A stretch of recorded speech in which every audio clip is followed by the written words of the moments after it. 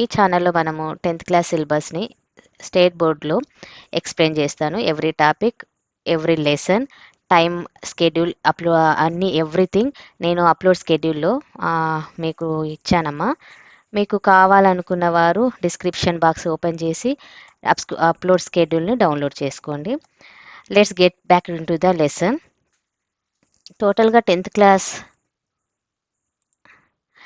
Class biology సిలబస్లో nutrition నుంచి natural resources వరకు మొత్తం 10 టాపిక్స్ ఉన్నాయి. Nutrition and respiration and transpiration, excretion, coordination, reproduction, coordination in life process, heredity, our environment, natural resources. ఈ 10 టాపిక్స్ని నేను స్కెడ్యూల్లో చెప్పినట్టు ఏ టైంకి ఎప్పుడు ఏ డేట్లో ఇవ్వాలో నేను ఆ టైంలో మీకు లెసన్ని అప్లోడ్ చేస్తాను. సో టుడే టాపిక్ వచ్చేసి మనకి న్యూట్రిషన్ అంటే ఏంటిది, అసలు న్యూట్రిషన్ ఈ టాపిక్లో మనం ఏం డిస్కస్ చేస్తామంటే న్యూట్రిషన్ అంటే ఏంటి, దాని మీనింగ్ ఏంటి. న్యూట్రిషన్ టాపిక్లో మనము న్యూట్రియంట్స్ గురించి, మీన్స్ న్యూట్రిషన్కి ఏదైతే సబ్స్టాన్సెస్ యూజ్ అవుతున్నాయో ఆ సబ్స్టాన్సెస్ని మనం న్యూట్రియంట్స్ అంటారు. ఈ nutrients like carbohydrates, vitamins, minerals, salts, ఇలా వేరియస్ న్యూట్రియంట్స్ గురించి మనము ఈ లెసన్లో ఎక్స్ప్లెయిన్ చేసుకుంటాము. ఎట్ ద సేమ్ టైం ఈ న్యూట్రిషన్ టాపిక్లో different types of nutrition, means autotrophic nutrition and heterotrophic nutrition, ఈ 2 న్యూట్రిషన్స్ ప్రాసెస్ గురించి, అవి ఏ ఆర్గానిజమ్స్లో ఎలా జరుగుతుందో అనేది ఈ న్యూట్రిషన్ టాపిక్లో ఎక్స్ప్లెయిన్ చేస్తాము. And at the same time మనం హ్యూమన్ బీయింగ్స్లలో డైజెషన్ ఎలా జరుగుతుంది అండ్ వాటిలో డైజెషన్కి మనము ఏ పార్ట్స్ యూజ్ అవుతాయి, ఈ టాపిక్ ఏ ఆర్గానిజమ్స్లో ఏ యొక్క పార్ట్ మనకి ఏ యొక్క ఆర్గానిల్ అనేది న్యూట్రిషన్ ఒక ప్రాసెస్లో ఇన్వాల్వ్ అవుతుందో ఈ టాపిక్లోనే మనం డిస్కస్ చేస్తాము. ఈ టోటల్గా ఈ మొత్తం ప్రాసెస్ ఎలా జరుపుకుంటామని చెప్పేది, ఎక్స్ప్లెయిన్ చేసుకునేదే ఈ న్యూట్రిషన్ టాపిక్. సో అసలు నేను ఆల్రెడీ మీకు కీ పాయింట్లు ఏంటిదంటే బయాలజీలో ఎవ్రీ వర్డ్, ప్రతి పదానికి మనకి term, even every word in biology టర్మ్లో గ్రీక్లో కానీ ఉంటుంది, లాటిన్ వర్డ్ అయినా ఉంటుంది, అండ్ ఇంగ్లీష్ వర్డ్స్ అయినా మనకి ఉంటాయి. ఆ ఇంగ్లీష్ వర్డ్ కానీ ఏదైనా ఆ వర్డ్ యొక్క మీనింగ్ మనకు తెలుసుంటే మనకి దాని గురించి అర్థం చేసుకోవడం ఈజీ అయిపోతుంది. మీన్స్ ఇక్కడ న్యూట్రిషన్ అంటే ఏంటిది, ఇది ఒక లాటిన్ వర్డ్. ఈ న్యూట్రిషన్ అనే వర్డ్ అనేది లాటిన్ వర్డ్. ఏంటిది అంటే టు ఫీడింగ్, అది లివింగ్ ఆర్గానిజమ్స్ ఫీడింగ్ ఎలా తీసుకుంటున్నాయి అనే ప్రాసెస్ని ఎక్స్ప్లెయిన్ చేసుకోవడమే ఈ న్యూట్రిషన్ టాపిక్. అసలు న్యూట్రిషన్ అంటే అసలుకి ఆల్ లివింగ్ ఆర్గానిజమ్స్ అనేవి ఈ న్యూట్రిషన్ మీదనే వాటి గ్రోత్ కానీ, వాటి యొక్క రిప్రొడక్షన్ కానీ, అండ్ టెంపరేచర్ కానీ, ఆ బాడీ యొక్క రిపేరింగ్ కానీ ఈ న్యూట్రిషన్ మీదనే డిపెండ్ అయి ఉంటుంది. న్యూట్రిషన్ డిపెండ్ ఎలా అవుతుంది అని అంటే, మనం ఒక కార్ కానీ ఏదైనా వెహికల్ కానీ తీసుకున్నప్పుడు ఆ వెహికల్ అనేది మూవ్ అవ్వాలన్నా లేదంటే రన్ అవ్వాలన్నా దానికి ఏం అవసరము, ఒక ఫ్యూయల్ అనేది అవసరం. మీన్స్ అది డీజిల్ అయ్యి ఉండొచ్చు, లేకపోతే పెట్రోల్ అయినా అయి ఉండొచ్చు. ఈ రెండిట్లో ఏదో ఒకటి యూజ్ చేసుకొని ఆ వెహికల్ అనేది రన్ అవుతుంది. మేబీ ఒకవేళ ఏది లేకపోతే అది అక్కడ పని చేయదు అనమాట, అక్కడ దాని వలన ఏం యూజ్ ఉండదు. మన లైఫ్లో కూడా ఆ లివింగ్ ఆర్గానిజమ్స్ కూడా మూవ్ అవ్వాలంటే దానికి ఒకటి అవసరం. ఏంటిది అది? ఫుడ్ అనేది లివింగ్ ఆర్గానిజం ఫుడ్ మీద డిపెండ్ అయి ఉంటుంది. బట్ ఒకవేళ ఫుడ్ తీసుకోకపోతే వీక్ అవుతారు. వీక్ అయిన తర్వాత ఎక్కువ రోజులు, చాలా రోజులు ఇంకా ఫుడ్ తీసుకోకుండా మనం ఉంటే ఆ లివింగ్ ఆర్గానిజమ్స్ ఏమవుతాయి, చనిపోతాయి అన్నమాట. So food is needed by all living organisms mainly for growth and repair. అంటే ఫుడ్ అనేది లివింగ్ ఆర్గానిజమ్స్కి ఒక గ్రోత్కి, అంటే ఇప్పుడు ఫర్ ఎగ్జాంపుల్ ఒక బేబీ పుట్టినెంబటే ఆ బేబీ ఎంత ఉంటుంది, మన చేతుల్లో పట్టుకోవడానికి సరిపోతుంది, చిన్నగా ఉంటుంది. అదే బేబీ ఒక 10 years వరకు అలాగే ఉంటుందా అంటే ఉండదు. ఎందుకు? ఆ బేబీ అనేది గ్రోత్ జరుగుతుంది. ఆ గ్రోత్ అయిన తర్వాత 10 yearsకి ఇంత చిన్న పాప, మన ఒక first class, third class, fourth class అంత గ్రోత్ అనేది ఉంటుంది. ఎందుకు? దానికి ఆ బేబీకి ఏం జరుగుతుందంటే మనం అక్కడ ఫీడింగ్ ఇస్తున్నాము. ఆ బేబీకి మనము ఫీడింగ్ ఇస్తున్నప్పుడు ఆ బేబీ అనేది ఏమవుతుంది, గ్రోత్ అవుతుంది. అంటే ఒక స్మాల్ చిన్నగా కనిపించిన బేబీ, ఆ బేబీకి మనం ఫీడింగ్ ఇవ్వడం వలన ఆ బేబీ ఏమవుతుంది, వాళ్ళ యొక్క లైఫ్లో గ్రోత్ అనేది జరుగుతుంది. దాని యొక్క బాడీలో భౌతికంగా మన ఫిజికల్గా బాడీ అనేది గ్రోత్ జరుగుతుంది.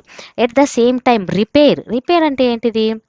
ఇప్పుడు ఫర్ ఎగ్జాంపుల్ మన సెల్స్ అనేది ఏదైనా ఒక హార్మ్కి లేదంటే ఏదైనా అటాక్ జరిగింది దాని మీద, అలా జరిగినప్పుడు బ్లడ్ రావడం లేకపోతే స్కిన్ కట్ అవ్వడం జరుగుతుంది. అక్కడే అలానే ఉంటుంది, ఆ కట్ అయిన ప్లేస్లో అలానే ఉండిపోయింది అనుకోండి. ఏమవుతుంది, బ్లడ్ అనేది ఎక్కువగా ఫ్లో అయిపోతుంది. బ్లడ్ ఫ్లో అవ్వడం వలన బాడీ అనేది, ఆ సెల్ అనేది చనిపోతుంది. సెల్ చనిపోయిన తర్వాత body also week, and after that అది చనిపోవడానికి, ఆ బాడీ అనేది చనిపోవడానికి దగ్గరగా ఉంటుందన్నమాట. సో అప్పుడు ఏం చేస్తుంది, రిపేర్ జరుగుతుంది. ఎక్కడైతే గాయం జరిగిందో, ఎక్కడైతే దెబ్బ తగిలిందో ఆ దెబ్బని రిపేర్ చేస్తుంది అనమాట. మీన్స్ అక్కడ న్యూట్రిషన్ తీసుకున్న ఫుడ్ అనేది ఆ టైంలో ఎనర్జీగా కన్వర్ట్ అయిపోయి ఎక్కడైతే హామ్ జరిగిందో ఆ ప్లేస్లో రిపేర్ జరుగుతుంది. సో ఇలా రిపేర్ జరగడాన్ని మనం ఈ రిపేర్ జరగడానికి కానీ గ్రోత్ అవ్వడానికి కానీ మనకి ఏం కావాలి అంటే ఇక్కడ ఫుడ్ అనేది ఇంపార్టెంట్. కేవలం గ్రోత్ అండ్ రిపేర్కే కాకుండా ఇంకా సెవరల్ ఆర్గానిజమ్స్కి ఏమవుతుంది, దాని ఫుడ్ బాడీ టెంపరేచర్ని మెయింటైన్ చేయడానికి కూడా మనకి ఫుడ్ యూజ్ అవుతుంది. అంటే ఏంటిది, బాడీ టెంపరేచర్ అంటే ఏంటిదంటే, for example human body temperature ఎంత ఉంటుంది, 98.7. ఇంత టెంపరేచర్లో హ్యూమన్ బాడీ అనేది ఉంటుంది. ఒకవేళ తగ్గిందనుకోండి, అలా అయితే ప్రాబ్లం ఉంటుంది. ఒకవేళ పెరిగిందనుకోండి, ఫీవర్ వచ్చింది, లేదంటే ఇంకా ఎక్కువ పెరిగింది అనుకుంటే ఆ ఆర్గానిజం ఏమవుతుంది, అది హాస్పిటల్లో జాయిన్ అవ్వడం కానీ లేదంటే డెత్ కూడా జరుగుతుంది. ఎందుకు, బాడీ టెంపరేచర్ అనేది బ్యాలెన్స్గా ఉండాలి. ఈ బాడీ టెంపరేచర్ బ్యాలెన్స్గా ఉండటానికి కూడా మనకేం కావాలి, ఫుడ్ అనేది మన బాడీ టెంపరేచర్ని మెయింటైన్ చేస్తుంది. ఇక్కడ ఫుడ్ అనేది దేనికి, లివింగ్ ఆర్గానిజమ్స్కి ఎలా యూజ్ అవుతుందంటే గ్రోత్కి యూజ్ అవుతుంది అండ్ రిపేర్కి యూజ్ అవుతుంది. At the same time body టెంపరేచర్కి కూడా యూజ్ అవుతుంది. ఈ మూడు ఇంకా రిప్రొడక్షన్కి యూజ్ అవుతుంది ఫుడ్ అనేది. ఇలా ఫుడ్ తీసుకోవడం వల్ల ఎలా మనకి 3 జరుగుతున్నాయి అంటే, ఫుడ్ మనం తీసుకున్న తర్వాత ఈ ఫుడ్ ఎలా కన్వర్ట్ అవుతుంది, ఒక ఎనర్జీగా కన్వర్ట్ అవుతుంది. మీన్స్ ఫుడ్ మనం తీసుకుంటున్నాం, ఫర్ ఎగ్జాంపుల్ ఇప్పుడు మనం రైస్ తీసుకుంటున్నాం. రైస్లో ఏముంటుంది, కార్బోహైడ్రేట్స్ ఉంటున్నాయి. ఈ కార్బోహైడ్రేట్స్ ఫుడ్ అనేది సమ్ పార్టికల్స్గా మనం తీసుకునేది ఒక 10 గ్రామ్స్ ఫుడ్ మనం తీసుకుంటున్నాం. ఈ 10 గ్రామ్స్ ఫుడ్ మన ఫుడ్ తీసుకున్న తర్వాత డైజెషన్ ప్రాసెస్లో ఏం జరుగుతుంది, స్మాల్ పార్టికల్స్గా డివైడ్ అవుతుంది బై ఎంజైమ్స్ ద్వారా అది స్మాల్ పార్టికల్స్గా డివైడ్ అవుతుంది. ఈ స్మాల్ పార్టికల్స్నే మనం ఏమంటున్నాము, న్యూట్రియంట్స్ అంటున్నాము. మనం రైస్ తీసుకుంటే స్మాల్ పార్టికల్స్గా డివైడ్ అయితే దాన్ని ఏమంటున్నాం, కార్బోహైడ్రేట్స్ అంటున్నాం. ఈ కార్బోహైడ్రేట్స్ నుంచి సమ్ ఎనర్జీ అనేది మనకి రిలీజ్ అవుతుంది.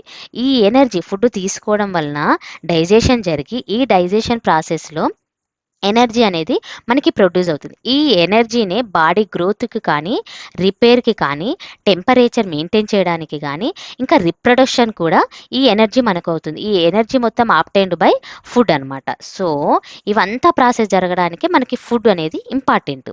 సో ఈ ఫుడ్ తీసుకుంటున్నాము, ఈ ఫుడ్ తీసుకున్న తర్వాత ఎలా ఒక్కొక్క లివింగ్ ఆర్గానిజమ్స్ అనేది సేమ్ ఫుడ్ మనం తీసుకోము. ఫర్ ఎగ్జాంపుల్ ప్లాంట్స్ ఏంటివి, ఈ plants also one type of living organisms. But plants ఏం తీసుకుంటున్నాయి, ఏ ఫుడ్ని తీసుకుంటున్నాయి, అండ్ మీ రిమైనింగ్ ఆర్గానిజమ్స్ ఏం ఫుడ్ తీసుకుంటున్నాయి, వాటి మీద డిపెండ్ అయ్యి ఈ న్యూట్రిషన్ లెసన్ అనేది కంటిన్యూ అవుతుంది. సో మనకి న్యూట్రిషన్ లెసన్లో మనకి 2 టైప్ ఆఫ్ న్యూట్రిషన్స్ ఉంటుంది. One type of autotrophic nutrition అంటున్నాము, సెకండ్ టైప్ని మనం ఏమంటున్నాము, హెటెరోట్రోపిక్ న్యూట్రిషన్ అని అంటున్నాము.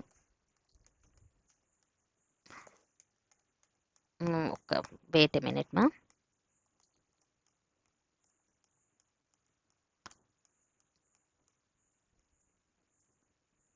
ఇక్కడ పారాసైటిక్ న్యూట్రిషన్ అని ఉంది, కనపడుతుంది కదా మీకు.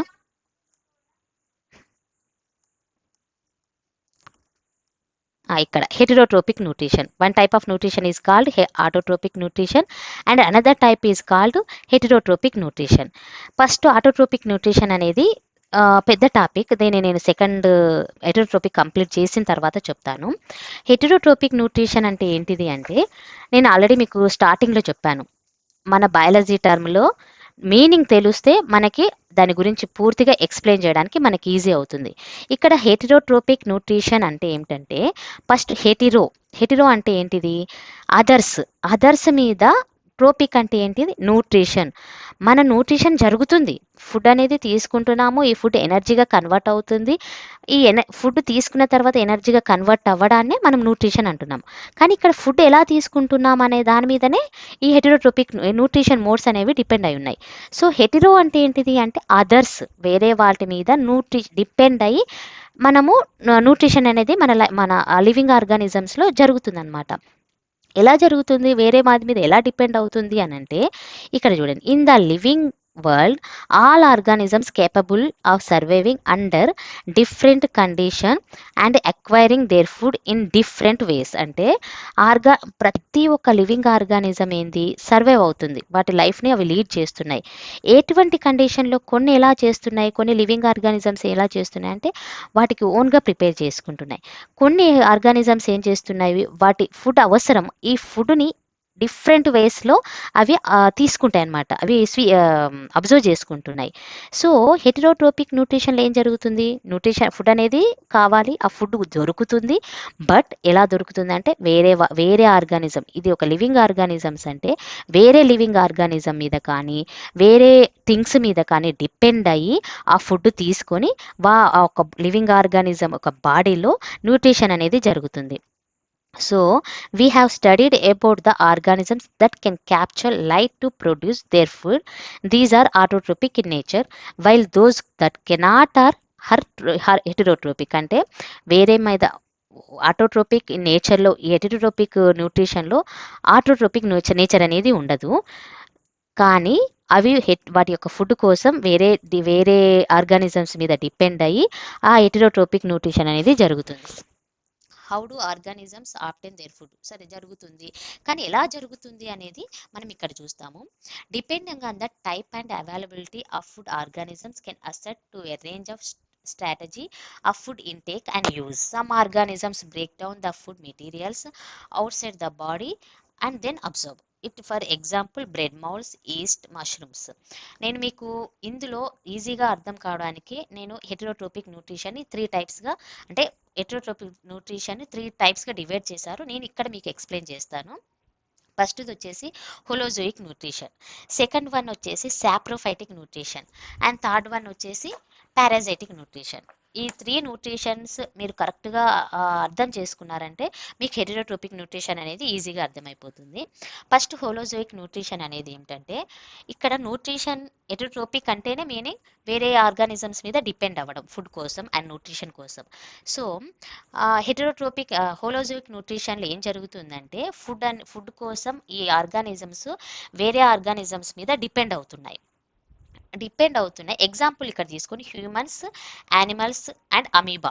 ఇక్కడ ఏంటి, యానిమల్స్ వచ్చేసి ఈ హెటరోట్రోపిక్ న్యూట్రిషన్కి ఇన్వాల్వ్ అవుతున్నాయి. నేను ఒక ఎగ్జాంపుల్ మీకు చెప్తున్నాను. హ్యూమన్ న్యూట్రిషన్ అనేది ఎలా జరుగుతుంది? ఫుడ్ తీసుకుంటున్నాయి, ఫుడ్ తీసుకున్న తర్వాత అవి ఏంటి, సాలిడ్ ఫుడ్ని తీసుకుంటున్నాయి.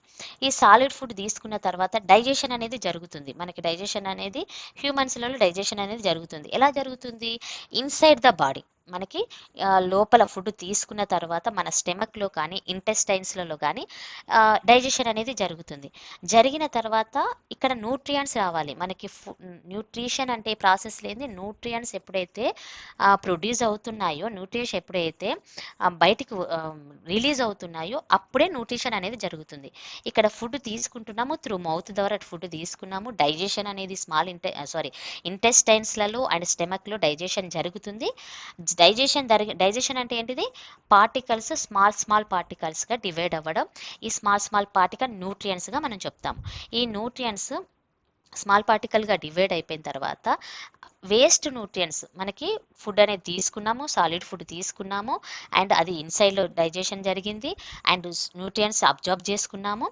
అన్డైజెస్టెడ్ ఫుడ్, ఇంకా ఫుడ్ అనేది డైజెషన్ అవ్వలేదు. ఈ డైజెషన్ అవ్వని ఫుడ్ ఏం జరుగుతుంది? ఇది by stool, as a stool లాగా బయటికి రిమూవ్ అయిపోతుంది. ఈ మొత్తం ప్రాసెస్ హ్యూమన్లో ఏదైతే జరుగుతుందో ఈ మొత్తం ప్రాసెస్ని ఏమంటున్నాము మనము? హోలోజోయిక్ న్యూట్రిషన్ అని అంటున్నాము. అంటే first eats solid food, and second step is digested it inside the body, and third step is absorb nutrients, and fourth step is ejects undigested food. ఈ 4 స్టెప్స్లలో జరిగే మొత్తం ప్రాసెస్ని హోలోజోయిక్ న్యూట్రిషన్ అని అంటాము. ఇక్కడ మొత్తం ఏమవుతుంది, టోటల్గా తెలుగులో చెప్పాలంటే అంతర్గహనం లోపల డైజెషన్ అయ్యి న్యూట్రియంట్స్ రిలీజ్ అవ్వి అన్డైజెస్టెడ్ ఫుడ్ అనేది రిమూవ్ అవ్వడమే ఈ హోలోజోయిక్ న్యూట్రిషన్. ఇక్కడ కూడా ఈ ప్రాసెస్లో కూడా ఫుడ్ కోసం ఏం చేస్తుంది, ఆర్గానిజమ్స్ వేరే వాటి మీద డిపెండ్ అవుతుంది, వాటికి ఓన్గా ప్రిపేర్ చేసుకోవట్లేదు. ఇది one type of heterotrophic. Second type of heterotrophic nutrition is called saprophytic.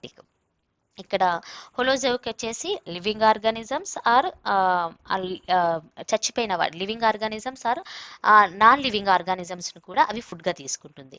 కానీ సాప్రోఫైటిక్ న్యూట్రిషన్లో ఏం జరుగుతుంది అంటే, సాప్రో అంటే డికేయింగ్, అంటే కుళ్ళిపోయిన లేదంటే ఆర్గానిక్ వేస్ట్ మీద, డెడ్ ప్లాంట్స్ మీద, ఇట్లా వాటి మీద డిపెండ్ అయ్యి ఫుడ్ని తీసుకోవడాన్ని సాప్రోఫైటిక్ న్యూట్రిషన్ అంటారు. సాప్రో అంటే డికేయింగ్ అని, ఫైటిక్ అంటే ఫీడింగ్ అనేది. డికేయింగ్ ఫుడ్ని ఫీడ్ చేయడాన్ని సాప్రోఫైటిక్ న్యూట్రిషన్ అని అంటున్నాము.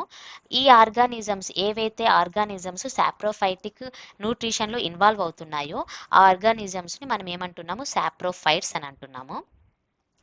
సో ఇవేం చేస్తున్నాయి, they get their food by breaking down dead plants and animals and organic waste.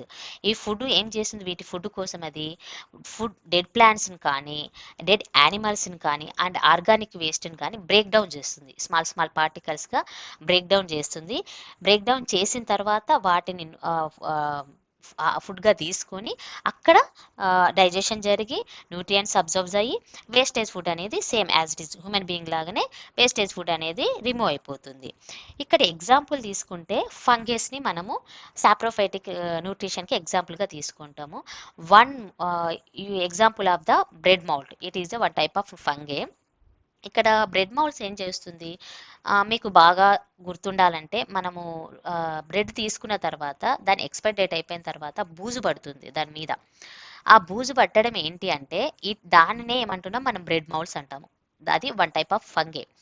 So ఇదేం చేస్తుంది, వాటి మీద ఎప్పుడైతే ఆ ఎక్స్పైర్ దాని మీద ఉన్న టైం అనేది అయిపోయిన తర్వాత, అది డికే అయిపోయిన తర్వాత ఆ ఫుడ్ మీద ఈ ఫంగే ఫామ్ అవుతుంది. ఫామ్ అయిన తర్వాత ఫంగేలో ఉన్నటువంటి ఎంజైమ్స్ ఆ ఫుడ్ మీద అంటే ఆ బ్రెడ్ మీద ఆ ఎంజైమ్స్ని రిలీజ్ చేస్తుంది.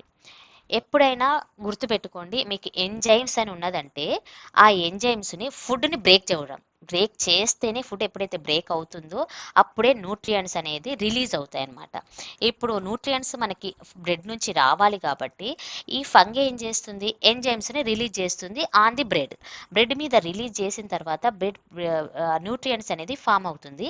ఈ న్యూట్రియంట్స్ని ఈ ఫంగే అనేది అబ్జర్వ్ చేసుకుంటుంది. అబ్జర్వ్ చేసుకున్న తర్వాత వాటికి న్యూట్రిషన్ అనేది జరుగుతుంది. ఇది మొత్తము డైజెషన్ అనేది ఎక్కడ జరుగుతుంది, ఇన్సైడ్ ద బాడీలో జరగడం లేదు, అవుట్ సైడ్ ద బాడీ. అంటే ఎంజైమ్స్ ఎక్కడ రిలీజ్ అవుతుంది, బ్రెడ్ మీద రిలీజ్ అవుతుంది. అంటే ఎంజైమ్స్ రిలీజ్ అయిన ప్లేస్లోనే ఎంజైమ్స్ ఏం చేస్తున్నాయి, విత్ ఇన్ ద మినిట్లో సమ్ పార్టీ ఆ బ్రెడ్ని ఆ ఫుడ్ని బ్రేక్ డౌన్ చేస్తుంది. సో ఎక్కడ జరుగుతుంది ఈ డైజెషన్ అనేది, బాడీ ఎక్కడైతే ఉందో ఆ బాడీకి అవుట్ సైడ్లో డైజెషన్ అనేది జరుగుతుంది. ఎంజైమ్స్ బ్రేక్ డౌన్ చేసిన తర్వాత అది కాంప్లెక్స్ ఫుడ్గా ఫామ్ అయ్యి కాంప్లెక్స్ ఫుడ్ ఏమవుతుంది, సింప్లర్ సబ్స్టాన్సెస్గా రిలీజ్ అవుతుంది. ఈ సింప్లర్ సబ్స్టాన్సెసే మనము సమ్ న్యూట్రియంట్స్గా మన బాడీకి యూజ్ అవుతుంది. Undigested food at the same time remove అయిపోతుంది బాడీ నుంచి. దీన్ని ఏమంటున్నాము, ఈ టైప్ ఆఫ్ న్యూట్రిషన్ ఏమంటున్నామంటే సాప్రోఫైటిక్ న్యూట్రిషన్ అని అంటున్నాం. అంటే హోలోజోయిక్ వచ్చేసి it is also one type of heterotrophic, but it is digestion nutrition ఇదే స్టెప్ వైజ్గా జరుగుతుంది. ఫస్ట్ ఏం చేస్తుంది, ఫుడ్ తీసుకుంటుంది, సాలిడ్ ఫుడ్ని తీసుకుంటుంది, డైజెషన్ జరుగుతుంది. డైజెషన్ ఆఫ్టర్ న్యూట్రియంట్స్ అబ్జర్వ్ చేసుకుంటుంది. ఆఫ్టర్ దట్ ఎజెక్షన్ అనేది జరుగుతుంది. ఇక్కడ ఏం చేస్తుంది, అది లివింగ్ ఆర్గానిజం మీదైనా డిపెండ్ అవుతుంది, నాన్ లివింగ్ ఆర్గానిజం మీదైనా డిపెండ్ అవుతుంది. కానీ సాప్రోఫైటిక్లో మాత్రం కంపల్సరీ డెడ్ ప్లాంట్స్ మీద డిపెండ్ అవుతుంది వాటి ఫుడ్ కోసం. అంటే dead plants or dead animals or decaying food, organic decaying ఫుడ్ని కూడా డిపెండ్ అవుతుంది. కానీ నేను ఫస్ట్ హెటరోట్రోపిక్ మీనింగ్ ఏంది, వాటి ఫుడ్ కోసం వేరే వాటి మీద డిపెండ్ అవ్వడాన్నే మనము హెటరోట్రోపిక్ అని అంటున్నాము. థర్డ్ వన్ వచ్చేసి పారాజైటిక్ న్యూట్రిషన్. పారాజైటిక్ న్యూట్రిషన్లో ఏంటిదంటే పారాజైట్ అండ్ ఇక్కడ 2 టైప్స్ ఆఫ్ ఆర్గానిజమ్స్ ఇన్వాల్వ్ అవుతుంది ఈ న్యూట్రిషన్లో. ఫస్ట్ ఆర్గానిజంని మనం ఏమంటున్నామంటే పారాజైట్ అంటున్నాము. సెకండ్ ఆర్గానిజంని ఏమంటున్నామంటే హోస్ట్ అని అంటున్నాము. పారాజైట్ అంటే ఏంటిది అంటే ఒక ఆర్గానిజం ఏం చేస్తుంది, దాని ఫుడ్ అది బ్రతకడానికి అంటే అది దాని యొక్క లైఫ్ లీడ్ చేయడానికి ఫుడ్ కావాలి. బట్ ఆ ఫుడ్ దేన్ని ఎలా తీసుకుంటుంది అంటే అది వేరే ఆర్గానిజం మీద అంటే ఇన్సైడ్ ద బాడీ అయి ఉండొచ్చు or outside the body మీద డిపెండ్ అయ్యి దానికి కావాల్సిన ఫుడ్ను గెయిన్ చేసుకుంటుంది. At the same time food gain చేసుకున్న తర్వాత అక్కడ న్యూట్రిషన్ అనేది జరుగుతుంది. ఫర్ ఎగ్జాంపుల్ నేను ఒక చెప్పాలి అంటే మీకు బెస్ట్ ఎగ్జాంపుల్ చెప్పాలి అంటే అమీబా అండ్ పారామెషియం అండ్ కస్కుటా అని 3 ఆర్గానిజమ్స్ గురించి నేను ఇక్కడ మీకు ఎక్స్ప్లెయిన్ చేస్తాను. అమీబాని తీసుకుంటే అమీబా ఏంటిది, సింగిల్ సెల్ ఆర్గానిజమ్స్. మీకు ముందు క్లాసులలో మీరు 9th 8th క్లాసులలో మీరు చదువుంటారు. మన బాడీ మొత్తం living organisms first started with single cell తోటే మనకి మన లివింగ్ ఆర్గానిజమ్స్ అనేవి స్టార్ట్ అయినాయి. సో మనకు ఫస్ట్ సింగిల్ సెల్తో ఫామ్ అయినటువంటి ఆర్గానిజం వచ్చేసి అమీబా. ఈ ఆర్గానిజం ఏంటిది, ఓన్లీ సింగిల్ సెల్తో ఫామ్ అయింది. ఇది ఎక్కడ లీవ్ చేస్తుంది అంటే వాటర్లో ఇవి ఉంటాయన్నమాట. సో ఇవి సర్వైవ్ అవుతుంది వాటర్లో. ఇవి ఏం చేస్తుంది, ఇది కూడా ఫుడ్ పార్టికల్స్ని స్మాల్ ఫుడ్ పార్టికల్స్, ఇది ఉండేదే స్మాల్ సింగిల్ సెల్ కాబట్టి ఇవి మన కంటికి కనపడదు, ఇవి నాన్ విజిబుల్ అనమాట. సో ఇవి ఉండేవే నాన్ విజిబుల్ అంటే చిన్నగా ఉంటుంది. అవి తీసుకునే ఫుడ్ ఎలా ఉంటుంది, స్మాల్ ఫుడ్ పార్టికల్స్ని లైక్ బ్యాక్టీరియా ఆల్గే లాగా ఇవి కూడా స్మాల్ ఫుడ్ పార్టికల్స్ని ఫుడ్గా తీసుకుంటాయి. తీసుకున్న తర్వాత అమీబా ఏం చేస్తుంది అంటే లైక్ ఇక్కడ చూడండి, ఇక్కడ స్ట్రక్చర్ చూడండి, ఇక్కడ సూడోపోడియా అని ఉంది చూడండి డయాగ్రామ్లో. ఈ అమీబా ఏం చేస్తుంది, ఇక్కడ ఇది అమీబా, నేను చూపిస్తున్నది ఇది అమీబా. సో ఇది వచ్చేసి ఫుడ్. ఈ ఫుడ్ ఏం చేస్తుంది, అమీబా ఫస్ట్ ఫుడ్ చూసిన తర్వాత ఫుడ్ దానికి దొరికిన తర్వాత దానికి టినీ హెయిర్ లైక్ స్ట్రక్చర్స్ అనేది సూడోపోడియా వంటి ఒక స్ట్రక్చర్ ఉంటుంది అమీబాకి. వాటిని మనము ఫాల్స్ ఫీట్ అని చెప్పుకోవచ్చు. అంటే ఇప్పుడు మన ఫీట్ ఎలా ఉందో సేమ్ యాజ్ ఇట్ ఈజ్ దానికి ఒక ఫీట్ లాగా సూడోపోడియా అని ఒక స్ట్రక్చర్ ఉంటుంది. ఈ సూడోపోడియా స్ట్రక్చర్ ద్వారా అమీబా ఏం చేస్తుంది, ఈ ఫుడ్ దొరికిన మనకి ఏదైతే అబ్జర్వ్ చేసిందో ఆ ఫుడ్ చుట్టూ సరౌండ్ చేసేస్తుంది, చుట్టేసుకుంటుంది అనమాట. చుట్టేసుకున్న తర్వాత ఇక్కడ చూడండి చుట్టేసుకుని సెకండ్ స్టెప్లో ఏం చేస్తుంది, ఈ ఫుడ్ని ఇట్లా సరౌండ్ చేసిన తర్వాత ఒక బబుల్ లైక్ స్ట్రక్చర్ లాగా ఫామ్ చేసేస్తుంది ఈ సూడోపోడియాని. బబుల్ లైక్ స్ట్రక్చర్ లాగా ఫామ్ చేసిన తర్వాత ఆ ఫుడ్ లోపలికి వెళ్ళిపోతుంది, బాడీ లోపలికి వెళ్ళిపోయిన తర్వాత ఈ మొత్తం బబుల్ లైక్ స్ట్రక్చర్ని ఏమంటున్నామంటే ఫుడ్ వ్యాక్యూల్ అని అంటున్నాము. ఏంటిది, ఫస్ట్ ఫుడ్ అబ్జర్వ్ చేసిన తర్వాత ఈ సూడోపోడియా అనే స్ట్రక్చర్ ద్వారా ఆ ఫుడ్ చుట్టూ సరౌండ్ చేసేస్తుంది. సరౌండ్ చేసిన సెకండ్ స్టెప్లో ఏం చేస్తుంది, ఆ ఫుడ్ చుట్టూ ఒక బబుల్ స్ట్రక్చర్ లాగా ఫామ్ అయిపోతుంది ఈ సూడోపోడియా. ఈ బబుల్ స్ట్రక్చర్ లాగా ఫామ్ అయ్యేదాన్ని మనం ఫుడ్ వ్యాక్యూల్ అంటున్నాం. ఇలా ఇది చూడండి, ఇక్కడ ఈ మొత్తం స్ట్రక్చర్ అనేది ఫామ్ అయిపోతుంది. ఈ ఫామ్ అయిన తర్వాత ఈ ఫుడ్ లోపలికి వెళ్ళిపోయింది. మనం నోటితోటి ఎలా ఫుడ్ తీసుకుంటున్నామో సేమ్ యాజ్ ఇట్ ఈజ్ వీటికి సూడోపోడియా ద్వారా ఫుడ్ని లోపలికి తీసుకుంటున్నాయి. తీసుకున్న తర్వాత ఈ ఫుడ్ లోపలికి వెళ్ళిపోతుంది. థర్డ్ స్టెప్లో మీరు చూస్తే మీకు అర్థమవుతుంది. థర్డ్ స్టెప్లో ఏమవుతుంది, ఈ ఫుడ్ అనేది బాడీ లోపలికి వచ్చేసిన తర్వాత ఫోర్త్ స్టెప్లో అప్పుడు చూడండి ఇక్కడ ఫుడ్ వ్యాక్యూల్ అని ఉంది. ఈ బబుల్ లైక్ స్ట్రక్చర్ని ఏమంటున్నాము, ఫుడ్ వ్యాక్యూల్ అంటున్నాము. ఈ ఫుడ్ ఏమవుతుంది, ఎంజైమ్స్ రిలీజ్ అవ్వడం, సేమ్ నేను ఇందాక హ్యూమన్ బీయింగ్స్లో చెప్పాను అండ్ అదర్ వేరే ఆర్గానిజమ్స్లో చెప్పాను కదా, ఎంజైమ్స్ రిలీజ్ అవుతుంది. ఎంజైమ్స్ ఏం చేస్తుంది, తీసుకున్న ఫుడ్ని స్మాల్ పార్టికల్స్గా డివైడ్ చేస్తుంది.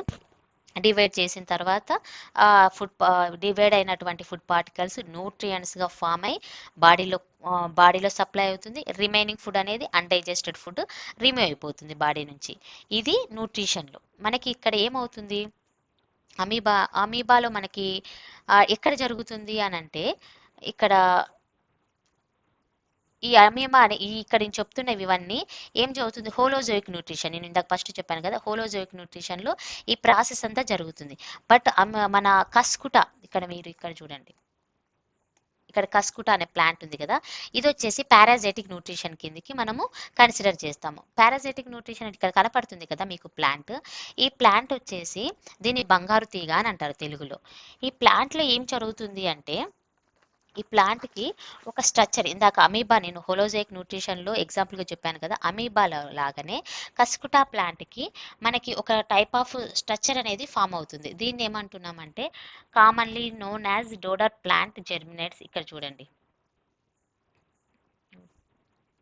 Cuscuta reflexa has been found very little amount of chlorophyll and instead absorbed food through haustoria అని ఉంటారు. సో దీనికి ఎందుకు ఇది ఒక ప్లాంట్, మామూలుగా ప్లాంట్ ఏంటిది వేరే వాటి మీద డిపెండ్ అవ్వవు అండ్ ఇంకొకటి వాటి ఫుడ్ని అవే ప్రిపేర్ చేసుకుంటాయి. కానీ ఇక్కడ ఈ కస్కుటా అనేది ప్లాంటే కదా, సో ఇవెందుకు వేరే వాటి మీద డిపెండ్ అవ్వాలి అని అంటే వాటికి ఏంటి క్లోరోఫిల్ అనేది లిటిల్ అమౌంట్ ఆఫ్ క్లోరోఫిల్ ఉంటుంది. సో వాటికి ఫుడ్ కావాలి, లిటిల్ అమౌంట్లో ఉంటే దానికి కావాల్సినంత ఫుడ్ అనేది అది గెయిన్ చేసుకోలేదు. అండ్ అబ్జర్వ్ ఎలా చేస్తుంది అంటే హస్టోరియా అనే ఒక ఆర్గానిల్ అనేది ఒక స్ట్రక్చర్ అనేది ఈ ప్లాంట్కి మనకి అది ఇక్కడ కనపడుతుంది చూడండి, అస్టోరియా ఇట్లా తీగల్లాగా ఉండే ఒక ప్లాంట్ ఒక స్ట్రక్చర్ అనేది ఈ ప్లాంట్కి ఉంటుంది. ఈ స్ట్రక్చర్ ద్వారా ఏం చేస్తుందంటే they are root like structure that penetrate the tissue of a host plant and may kill it. ఏం చేస్తుంది ఇది అస్టోరియా అనేది రూట్ లైక్ స్ట్రక్చర్లో that penetrate the tissue of a host plant అంటే నేను చెప్పాను కదా, ఏ ఆర్గానిజం అయితే డిపెండ్ అవుతుందో ఆ ఆర్గానిజంని హోస్ట్ ప్లాంట్ అంటాము. ఇక్కడ హోస్ట్ అంటాము.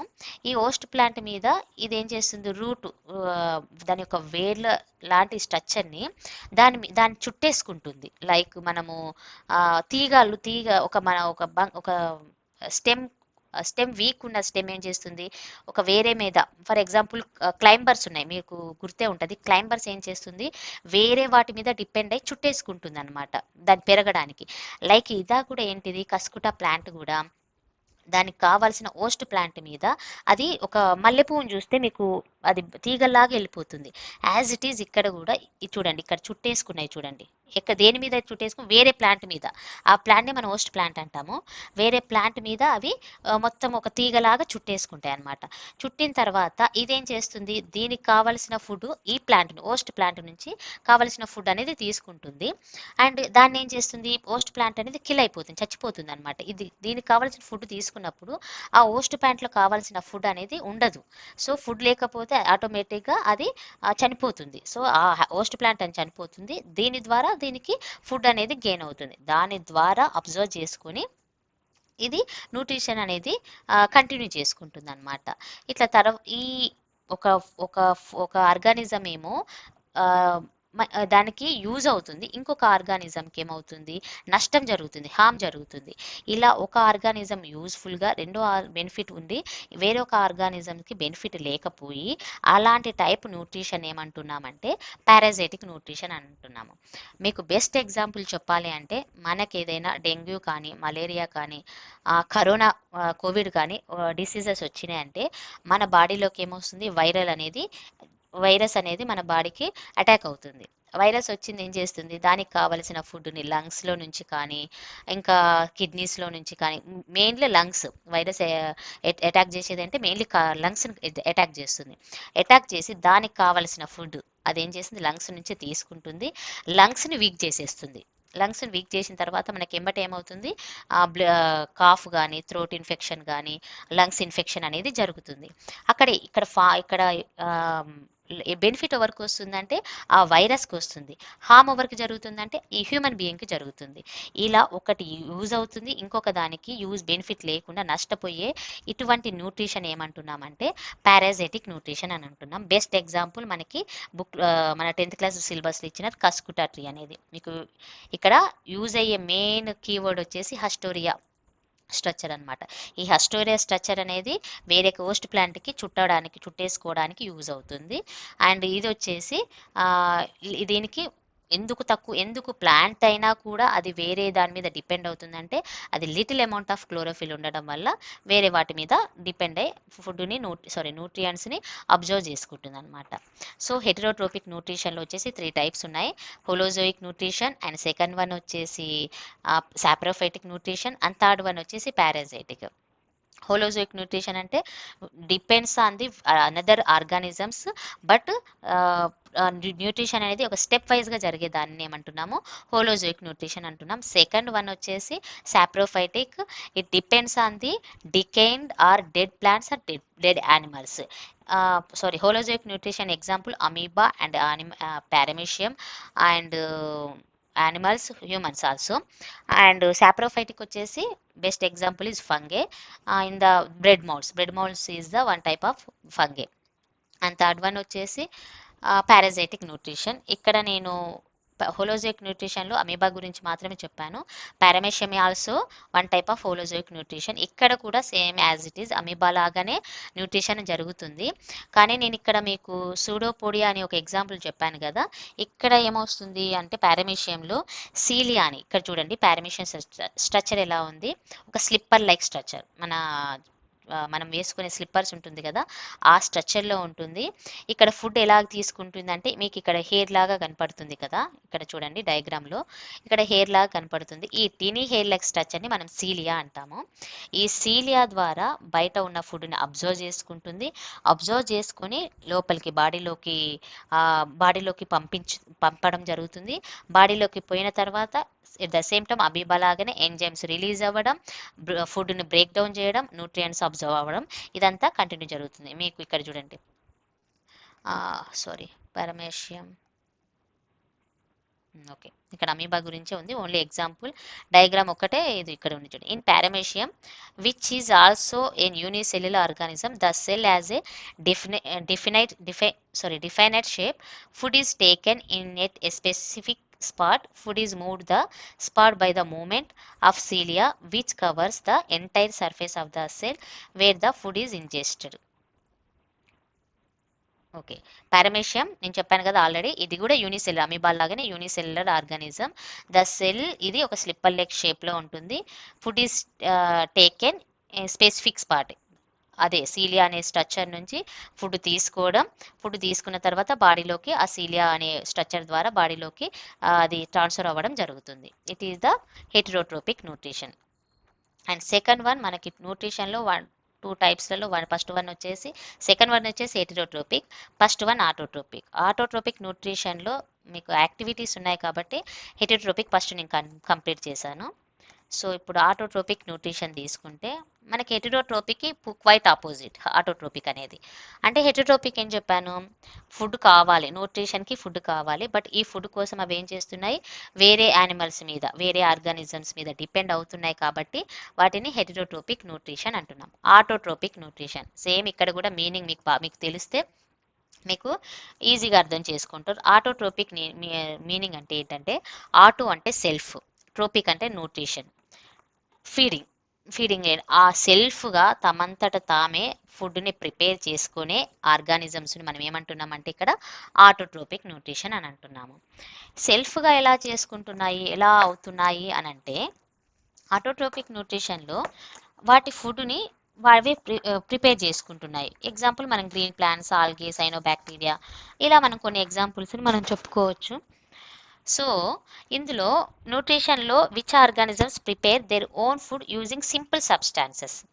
ఇక్కడ న్యూట్రిషన్ జరుగుతుంది, ఫుడ్ అనేది ప్రొడ్యూస్ అవుతుంది. కానీ ఎలా ప్రొడ్యూస్ అవుతుంది అంటే సింపుల్ సబ్స్టాన్సెస్ని యూజ్ చేసుకోవడం వల్ల ఫుడ్ అనేది ప్రిపేర్ అవుతుంది. ఈ సింపుల్ సబ్స్టాన్సెస్ అంటే ఏంటిది అంటే carbon dioxide and water and the presence of sunlight in the use of chlorophyll. Carbon డైఆక్సైడ్ని, వాటర్ని అండ్ ద లైట్ ప్రజెన్స్లలో తీసుకోవడం వలన ఈ రెండు కంబైన్ అయ్యి క్లోరోఫిల్లో ఫుడ్ ప్రొడక్షన్ అనేది జరుగుతుంది. ఈ మొత్తం అంటే సెల్ఫ్ ఫీడింగ్ ఆర్గానిజమ్స్ని మనం ఏమంటున్నాం ఆటోట్రోప్స్ అంటున్నాం. ఆటోట్రోపిక్ న్యూట్రిషన్ జరిపే ఆర్గానిజమ్స్ని ఏమంటున్నాం autotrophs, means self feeding organisms. ఇవి ఎలా జరుపుతున్నాయి ఆటోట్రోపిక్ న్యూట్రిషన్స్ అంటే plants perform autotrophic nutrition by a process is called photosynthesis. అంటే ప్లాంట్స్ జరుపుకుంటున్న నాటోట్రోపిక్ న్యూట్రిషన్ అలా జరుపుకొని ఏ ప్రాసెస్లో జరుపుకుంటున్నాయంటే ఫోటోసింథసిస్ ప్రాసెస్లో ఇవి జరుపుకుంటున్నాయి.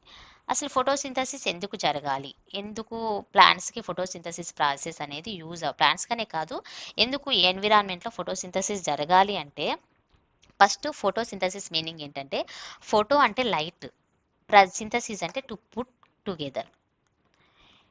సో లైట్ అంటే sunlight. In the presence of light, నేను ఆల్రెడీ చెప్పాను ఆటోట్రోపిక్ న్యూట్రిషన్లో స్మాల్ సబ్స్టాన్సెస్ అనేవి యూజ్ అవుతాయి. ఈ స్మాల్ సబ్స్టాన్సెస్నే నేనేం చెప్పాను, carbon dioxide and water.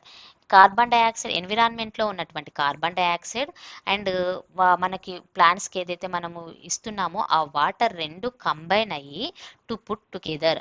Synthesis అంటే ఏంటిది, రెండు కంబైన్ అవ్వి మనకి కావాల్సిన ప్లాంట్స్కి, ఆర్గానిజమ్స్కి కావాల్సిన ఫుడ్ని ప్రొడ్యూస్ చేయడమే ఫోటోసింథసిస్ అన్నమాట.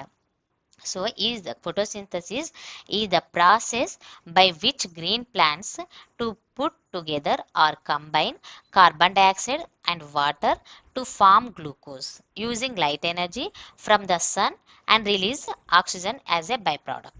ఓకే, అర్థమైనట్టుంది. సో ఇన్ గ్రీన్ ప్లాంట్స్లో మాత్రమే ఇది జరుగుతుంది. ఎలా గ్రీన్ ప్లాంట్స్లో జరుగుతుంది, సైనోబాక్టీరియాలో జరుగుతుంది, ఆల్గేలో కూడా జరుగుతుంది. సో ఇక్కడ యూజ్ అయ్యేది ఏంటిదంటే క్లోరోఫిల్, సన్లైట్ యూజ్ అవుతుంది అని చెప్తున్నాను. సో క్లోరోఫిల్ ఎందుకు యూజ్ అవ్వాలి, అసలు క్లోరోఫిల్ ఎక్కడ ఉంటుంది అంటే, క్లోరోఫిల్ స్ట్రక్చర్ నేను వేరే టాపిక్లో నేను క్లియర్గా చెప్తాను. బట్ ఇక్కడ మాత్రం క్లోరోఫిల్ అనేది ఏంటిదో చెప్తాను. క్లోరోఫిల్ అనేది ఒక గ్రీన్ కలర్ పిగ్మెంట్, అది లీవ్స్లలో ఉంటుంది. ఈ క్లోరోఫిల్ ఎక్కడ ఉంటుంది అంటే, క్లోరోప్లాస్ట్ అనే ఒక ప్లాంట్ ఆర్గానిల్లో క్లోరోప్లాస్ట్ అనేది ఉంటుంది. ఈ క్లోరోప్లాస్ట్ లీవ్స్లలో మనకు కనపడుతుంది. ఈ క్లోరోప్లాస్ట్లో ఉండే ఒక పిగ్మెంట్ని, గ్రీన్ కలర్ పిగ్మెంట్నే మనం క్లోరోఫిల్ అంటున్నాం. ఈ క్లోరోఫిల్ ఏం చేస్తుంది, ఇక్కడ చూడండి, ఇక్కడ సన్ ఉంది కదా, ఈ సన్ నుంచి ఈ సన్లైట్ అనేది ఇక్కడ ఉన్న లీవ్స్ అనేవి అబ్జర్వ్ చేసుకుంటుంది. ఈ లీవ్స్ గ్రీన్ కలర్ పిగ్మెంట్ అనేది అబ్జర్వ్ చేసుకుంటుంది. ఈ అబ్జర్వ్ చేసుకున్న తర్వాత ఆ లైట్ ఎనర్జీని అది అలానే కంటిన్యూ ఉంచుకోకుండా లైట్ ఎనర్జీని కెమికల్ ఎనర్జీగా కన్వర్ట్ చేసుకుంటుంది. ఇది ఓన్లీ ఎక్కడ జరుగుతుందంటే క్లోరోఫిల్ మాత్రమే జరుగుతుంది. అందుకే మనం ఈ ఫోటోసింథసిస్ ప్రాసెస్లో క్లోరోఫిల్ గురించి అంత క్లియర్గా మనము డిస్కస్ చేసుకుంటాం అనమాట. ఇక్కడ వచ్చిన లైట్ ఎనర్జీ ఏమవుతుంది, కన్వర్ట్ టు కెమికల్ ఎనర్జీ. ఈ కెమికల్ ఎనర్జీ ఏం చేస్తుంది, ఇక్కడ మనము తీసుకున్న కార్బన్ డైఆక్సైడ్ అండ్ వాటర్ మాలిక్యూల్ని ఏం చేస్తుంది, రెండు కంబైన్ అయిన ఈ వాటర్ మాలిక్యూల్ని ఈ కెమికల్ ఎనర్జీ ఏం చేస్తుందంటే, వాటర్ మాలిక్యూల్ H2O ఉంది కదా, H2ని హైడ్రోజన్ మాలిక్యూల్గా, ఆక్సిజన్ని ఆక్సిజన్ మాలిక్యూల్గా రెండింటిని స్ప్లిట్ చేసేస్తుంది. స్ప్లిట్ చేసిన తర్వాత ఈ హైడ్రోజన్ ఏం చేస్తుంది, ఈ హైడ్రోజన్ని కార్బన్ డైఆక్సైడ్ తోటి కంబైన్ చేస్తుంది, దీంతో కలుపుతుంది అనమాట. కలిపిన తర్వాత మనకి కావలసిన బై ప్రోడక్ట్ ఏంటిది, గ్లూకోజ్ మీన్స్ C6H12O6. ఇక్కడ చూడండి, C6H12O6 మనకు కావలసిన ఫుడ్ గ్లూకోజ్ ఫార్ములా. ఇది ఈ గ్లూకోజ్ ఫార్ములాలో మనకి ప్లాంట్ అనేది ప్రొడ్యూస్ చేస్తుంది. ఈ కెమికల్ ఎనర్జీ అనేది ఇలా కంబైన్ అయిన తర్వాత ఈ ప్లాంట్ ఎనర్జీగా ఫామ్ అవుతుంది. నెక్స్ట్ ఏంటిది, సో ఇలా కెమికల్ ఎనర్జీగా రెండు కంటిన్యూ అయిన తర్వాత హైడ్రోజన్ అనేది కార్బన్ డైఆక్సైడ్తో కంబైన్ అయి గ్లూకోజ్గా ఫామ్ అవుతుంది. అసలు ఫోటోసింథసిస్ ఎందుకు జరగాలి అంటే, ఫస్ట్ ప్లాంట్స్కి ఫుడ్ అనేది కావాలి, ప్లాంట్స్ నుంచి యానిమల్స్కి కూడా ఫుడ్ కావాలి. ఇప్పుడు యానిమల్స్ ప్లాంట్స్ మీద డిపెండ్ అవుతున్నాయి ఫుడ్ కోసం. సో ఈ ప్లాంట్స్కి ఫుడ్ కావాలి అంటే ఫోటోసింథసిస్ ప్రాసెస్ అనేది జరగాలి. సో ఇది ఒకటి first important point.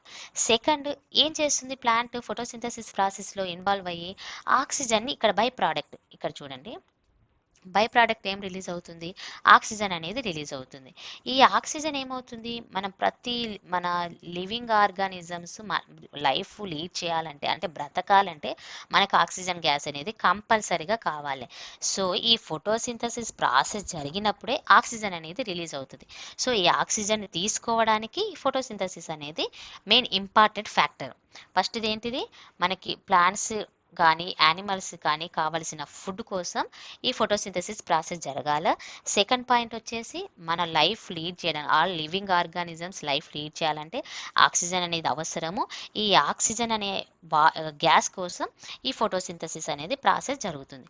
And third point వచ్చేసి మన ఎన్విరాన్మెంట్లో చాలా సెవరల్ గ్యాసెస్ అనేవి ఉంటాయి. అంటే నైట్రోజన్ ఉంటుంది, కార్బన్ డైఆక్సైడ్ ఉంటుంది, అండ్ ఆక్సిజన్ ఉంటుంది, కార్బన్ మోనాక్సైడ్ ఉంటుంది. ఇవన్నీ సమ్ పర్సంటేజ్లో ఉంటుంది. అంటే ఫర్ ఎగ్జాంపుల్ నైట్రోజన్ తీసుకుంటే 78%లో ఉంటుంది. ఇట్లా సమ్ పర్సంటేజ్లో ఉంటుంది. వీటన్నిటిని ఒకటి ఎక్కువ ఒకటి తక్కువ ఉన్నప్పుడు ఎన్విరాన్మెంట్లో చేంజ్ వస్తుంది. ఫర్ ఎగ్జాంపుల్ ఇప్పుడు కార్బన్ మోనాక్సైడ్ ఎక్కువైంది అనుకోండి, విషవాయువు అని అంటారు, పాయిజన్ గ్యాస్ అంటారు. ఈ పాయిజన్ గ్యాస్ ఏమవుతుంది, లివింగ్ ఆర్గానిజమ్స్ సర్వైవ్ అవ్వడానికి, చనిపోవడానికి ఈ ఈ పాయిజన్ గ్యాస్ అనేది చాలా మెయిన్ ఫ్యాక్టర్ అనమాట. సో ఇవన్నీ బ్యాలెన్స్గా ఉండాలి. ఎంత పర్సంటేజ్లో ఉండాలో అంతే పర్సంటేజ్లో ఉండాలి. ఒకటి అప్ ఒక డౌన్లో ఉన్నప్పుడు లివింగ్ ఆర్గానిజమ్స్ అనేవి పడిపోవడానికి, అంటే వాటి అంతరించిపోవడానికి ఇవి బ్యాలెన్స్లో ఉండాలి ఈ గ్యాసెస్ అన్ని. సో ఇవేం చేస్తున్నాయి, ఈ బ్యాలెన్స్డ్గా ఉండడానికి కూడా ఈ ఫోటోసింథసిస్ ప్రాసెస్ అనేది యూజ్ అవుతుంది. సో మనకి ఫోటోసింథసిస్ ఎందుకు కావాలి, ఎందుకు ఈ ఫోటోసింథసిస్ ప్రాసెస్ జరగాలి అంటే ఫస్ట్ వన్ వచ్చి ఫుడ్ కోసం. లివింగ్ ఆర్గానిజమ్స్, ప్లాంట్స్ అయితేనేమి యానిమల్స్ అయితే ఫుడ్ కావాలి అంటే ఈ ఫోటోసింథసిస్ జరగాల. రెండు, లైవింగ్ ఆర్గానిజమ్స్ బ్రతకడానికి వాటికి ఒక గ్యాస్, ఆక్సిజన్ అనే గ్యాస్ కావాలి, దానికి కూడా ఫోటోసింథసిస్ అవసరం. థర్డ్ వన్ వచ్చేసి ఒక అట్మాస్ఫియర్లో గ్యాసెస్ అనేది బ్యాలెన్స్గా ఉండడానికి కూడా ఈ ఫోటోసింథసిస్ ప్రాసెస్ అనేది జరగాలి. అసలు ఈ ఫోటోసింథసిస్ ప్రాసెస్ ఎలా స్టార్ట్ అయింది అని అంటే, ఫస్ట్ అనేక 200 years బ్యాక్ ఏంటి, ఆక్సిజన్ అనేది వస్తుంది. ఫుడ్ ప్లాంట్స్ అనేవి లివింగ్ ఆర్గానిజమ్స్, ఎలా లివింగ్ ఆర్గానిజం అనేది చాలా ఎక్స్పెరిమెంట్స్ అనేది జరుగుతూ ఉన్నప్పుడు ఫస్ట్ ఒక సిబి వానిల్ అనే ఒక సైంటిస్ట్ ఏం చేశాడు, బ్యాక్టీరియా మీద ఫోటోసింథసిస్ మీద ఎక్స్పెరిమెంట్ చేస్తూ వచ్చినాడు. సో అంతకుముందు ఏమనుకునే వాళ్ళంటే, ఫస్ట్ ఆయన బ్యాక్టీరియా ఫోటోసింథసిస్ మీద ఎక్స్పెరిమెంట్ చేసినప్పుడు మెయిన్లీ ఫోటోసింథసిస్లో ఏమేమి రిలీజ్ అవుతాయి, అసలు బ్యాక్టీరియా కానీ ప్లాంట్స్ కానీ ఎలా లీవ్ అవుతున్నాయి, ఎలా బతుకుతున్నాయి, ఎలా లైఫ్ని లీడ్ చేస్తున్నాయో అనే వాటి మీద ఎక్స్పెరిమెంట్ చేస్తున్నప్పుడు అంతకుముందు ఏం చెప్పేవాళ్ళు, అంతకుముందు సైంటిస్టులు ఎలా అనుకునే వాళ్ళంటే, ఇక్కడ ఆక్సిజన్ అనేది రిలీజ్ అవుతుంది, ఇక్కడ ఫోటోసింథసిస్ ప్రాసెస్లో ఆక్సిజన్ రిలీజ్ అవుతుంది. చాలా ఏళ్ల క్రితం ఏమనుకునేవారు, ఈ ఆక్సిజన్ ఎలా రిలీజ్ అవుతుందంటే కార్బన్ డైఆక్సైడ్ నుంచి రిలీజ్ అవుతుంది అనేసి ఒక ఆలోచనలో ఉండేవాళ్ళు అనమాట. వాళ్ళు అదే థాట్లో ఉండేవాళ్ళు. సో తర్వాత సిబి వానిల్ అనే సైంటిస్ట్ ఏం చేశాడంటే, లేదు ఇక్కడ సమ్ 2 బ్యాక్టీరియాస్ మీద ఎక్స్పెరిమెంట్ చేశాడు. ఏంటివి ఏం బ్యాక్టీరియాస్ అంటే, ఆయన పర్పుల్ సల్ఫర్ బ్యాక్టీరియా అనే ఒక బ్యాక్టీరియా మీద ఎక్స్పెరిమెంట్ చేస్తూ వచ్చినాడు. ఈ పర్పుల్ సల్ఫర్ బ్యాక్టీరియా ఏం చెప్తుంది, ఆ ఎక్స్పెరిమెంట్ వల్ల ఏం జరుగుతుంది అంటే, ఇక్కడ మనకి కార్బన్ డైఆక్సైడ్, వాటర్ మాలిక్యూల్ ఫోటోసింథసిస్లో ఇన్వాల్వ్ అయ్యి గ్లూకోజ్, వాటర్ అండ్ ఆక్సిజన్ అనేది రిలీజ్ అవుతుంది. కానీ at the same time purple sulphur బ్యాక్టీరియాలో ఏం జరుగుతుందంటే, కార్బన్ డైఆక్సైడ్ మాలిక్యూల్ అలానే ఉంటుంది, కానీ వాటర్ ప్లేస్లో ఏముంటుందంటే H2S అని ఉంటుంది. అంటే హైడ్రోజన్ సల్ఫైడ్ అనేది ఇన్వాల్వ్ అవుతుంది. Water instead of water it takes to hydrogen sulphide. మనకి ఏం రిలీజ్ అవుతుంది అంటే CH2O. ఇది షుగర్కి సింప్లెడ్ ఫార్ములా అనమాట. CH2O రిలీజ్ అవుతుంది అండ్ H2O రిలీజ్ అవుతుంది, ప్లస్ సల్ఫర్ రిలీజ్ అవుతుంది. అంతకుముందు సైంటిస్టులు ఏం చెప్పారు, కార్బన్ డైఆక్సైడ్ నుంచి వాటర్ రిలీజ్ అవుతుంది, ఆక్సిజన్ రిలీజ్ అవుతుంది అని అంటే, ఇప్పుడు సల్ఫర్ బ్యాక్టీరియాలో కూడా కార్బన్ డైఆక్సైడ్ అనేది ఇన్వాల్వ్ అవుతుంది. సో మరి ఇక్కడ ఆక్సిజన్ బదులు sulphur two molecules of sulphur ఎలా రిలీజ్ అవుతుంది అనే ఆలోచన మీద సిబి వానిల్ ఒక ప్రూవ్ చేశాడనమాట. లేదు, ఆక్సిజన్ అనేది కార్బన్ డైఆక్సైడ్ నుంచి రిలీజ్ అవ్వడం లేదు, ఫోటోసింథసిస్లో ఆక్సిజన్ అనేది వాటర్ మాలిక్యూల్ నుంచి రిలీజ్ అవుతుంది అనేసి చెప్పి ఈ ఫార్ములా స్టాండర్డ్గా ఉండడానికి ఈయన ఎక్స్పెరిమెంట్ అనేది మనకి యూజ్ అయింది. ఇప్పటికి కూడా ప్రజెంట్ మనము ఈ యొక్క ఫోటోసింథసిస్ ఈక్వేషన్ అంటే స్టాండర్డ్గా ఉండే ఫార్ములా వచ్చేసి 6CO2 + 12H2O gives rise to in the presence of light in the chlorophyll pigment C6H12O6 plus 6H2O plus 6O2. It is a standard formula of photosynthesis equation. And వీటి తర్వాత ఫోటోసింథసిస్లో ఇప్పుడు నేను చెప్పాను కదా పర్పుల్ సల్ఫర్ బ్యాక్టీరియా అనేది oxygen లేని టైంలో కాబట్టి ఆ రియాక్షన్ ఏమంటారు ఎనిరోబిక్ రియాక్షన్ అని అంటాము. So is discovery helped scientist understand the correct chemical reaction అనమాట. అప్పటిదాకా ఈ ఫార్ములా ఉంది. అప్పటిదాకా CO2 H plus 2H2O and CH2O H2O oxygen అనేది ఉంది, ఫార్ములా ఉంది. బట్ ఆక్సిజన్ విషయంలో కన్ఫ్యూజ్గా ఉంది. ఆఫ్టర్ 1931లో సిబి వానిల్ అనే సైంటిస్ట్ పర్పుల్ సల్ఫర్ బ్యాక్టీరియా మీద ఎక్స్పెరిమెంట్ చేసి అక్కడ ప్రూవ్ చేసిన తర్వాత స్టాండర్డ్ ఈక్వేషన్ అనేది దిస్ వన్.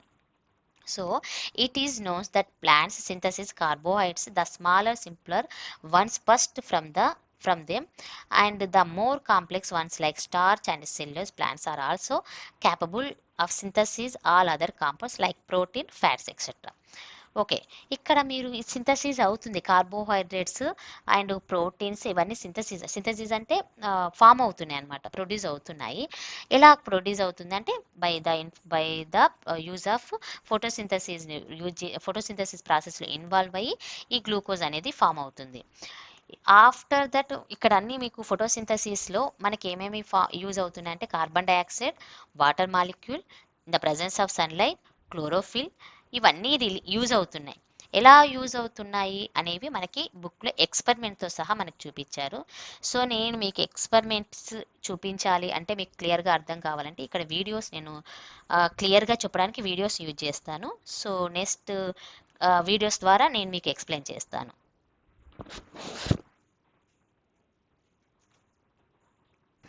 ఓకేమా, యాక్టివిటీకి రిలేటెడ్ వీడియోని నేను ఇక్కడ స్క్రీన్ మీద షేర్ చేస్తున్నాను. ఫస్ట్ మనం ఏం చేస్తున్నాము, ఫస్ట్ మనము వీడియోని చూద్దాము క్లియర్గా. వీడియోని క్లియర్గా మనం చూసిన తర్వాత నేను ఆఫ్టర్ బుక్లో ఉన్నది నేను ఎక్స్ప్లెయిన్ చేశాను.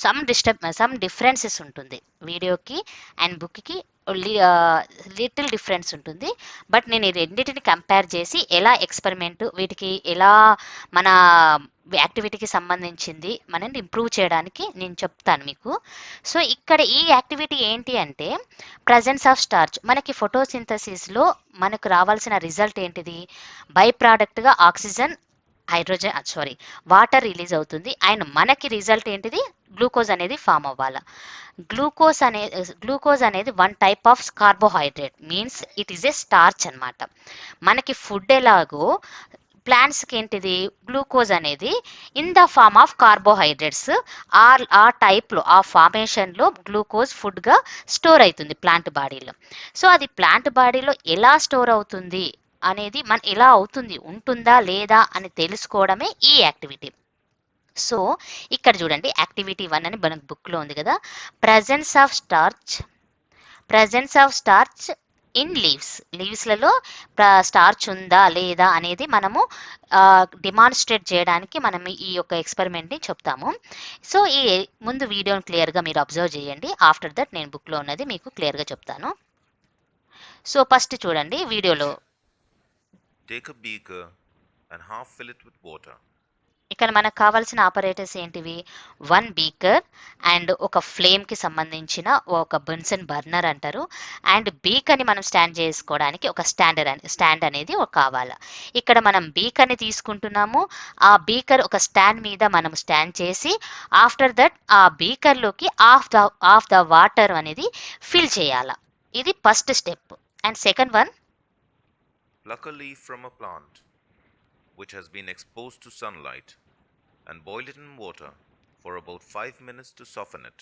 ఓకే, ఆఫ్టర్ దట్ ఏం చేస్తున్నాము, మనము బీకర్లో ఉన్న వాటర్ని హీట్ చేసిన తర్వాత ఒక ప్లాంట్ నుంచి లీఫ్ని కట్ చేస్తామన్నమాట, ప్లగ్ చేసిన తర్వాత దీన్ని ఎలా చేస్తున్నాము, సన్లైట్కి ఎక్స్పోజ్ అయిన ప్లాంట్ని, ఎక్కడో చీకట్లో ఉన్న మన ఇళ్లలో పెంచుకుంటున్నాం కదా అలాంటి ప్లాంట్ నుంచి కాకుండా మామూలుగా బయట సన్లైట్కి ఎక్స్పోజ్ అయిన ఒక ప్లాంట్ నుంచి లీఫ్ని ప్లగ్ చేసి ఆఫ్టర్ దట్ మనం ఏం చేస్తున్నాం, boil it in water for about 5 minutes to soften it. అంటే బాయిల్ అవుతుంది కదా బీకర్లో వాటర్ పోసి మనం బాయిల్ చేస్తున్నాం కదా, ఆ వాటర్లో ఈ లీఫ్ని మనము వేసి ఆఫ్టర్ 5 minutes మనము ఆ లీఫ్ని విత్ వాటర్ తోటి హీట్ చేస్తున్నాము.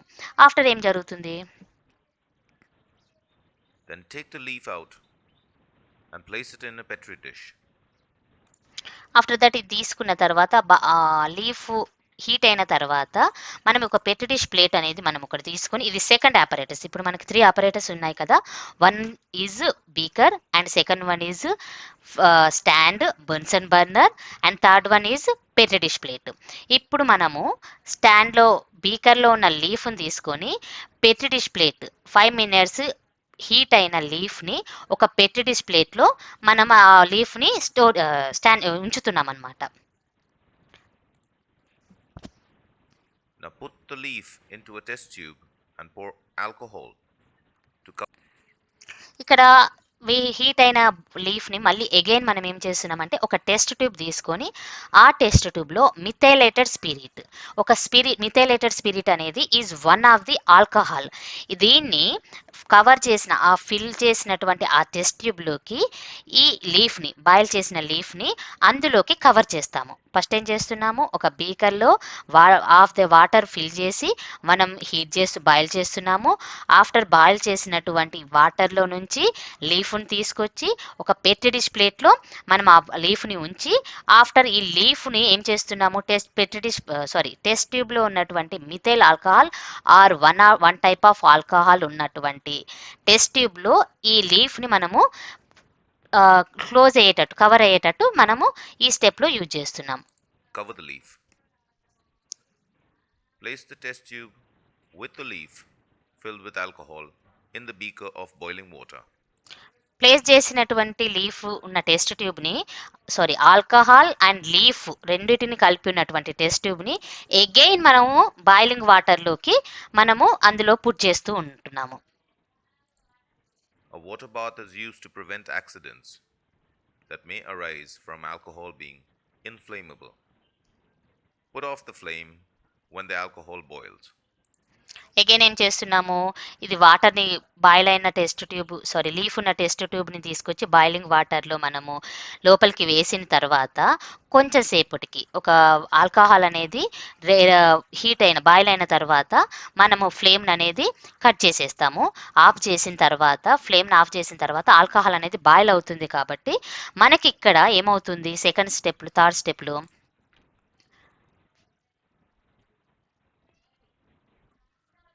You will observe that the leaf has become almost colorless. As the alcohol warms up, it dissolves the chlorophyll and the leaf turns colorless. ఇక్కడ చూడండి, Wash the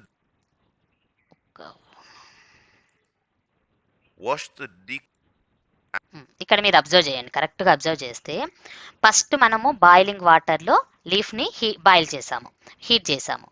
ఆఫ్టర్ దాన్ని తీసుకొని ఆ లీఫ్ని పెట్టి డిష్ ప్లేట్లో మనం అక్కడ ఉంచిన తర్వాత మళ్ళీ అగైన్ ఏం చేస్తున్నాము, ఆల్కహాల్ ఉన్నటువంటి టెస్ట్ ట్యూబ్లో ఈ లీఫ్ని కవర్ చేసి అగైన్ మనం బాయిలింగ్ బీకర్లో మనము ఆ ఒక టెస్ట్ ట్యూబ్ని ఉంచిన తర్వాత ఇక్కడ మీరు కరెక్ట్గా అబ్జర్వ్ చేస్తే లీఫ్ అనేది గ్రీన్ కలర్ లీఫ్ అనేది ఒక పేల్ కలర్లోకి అలా కన్వర్ట్ అయిపోయింది.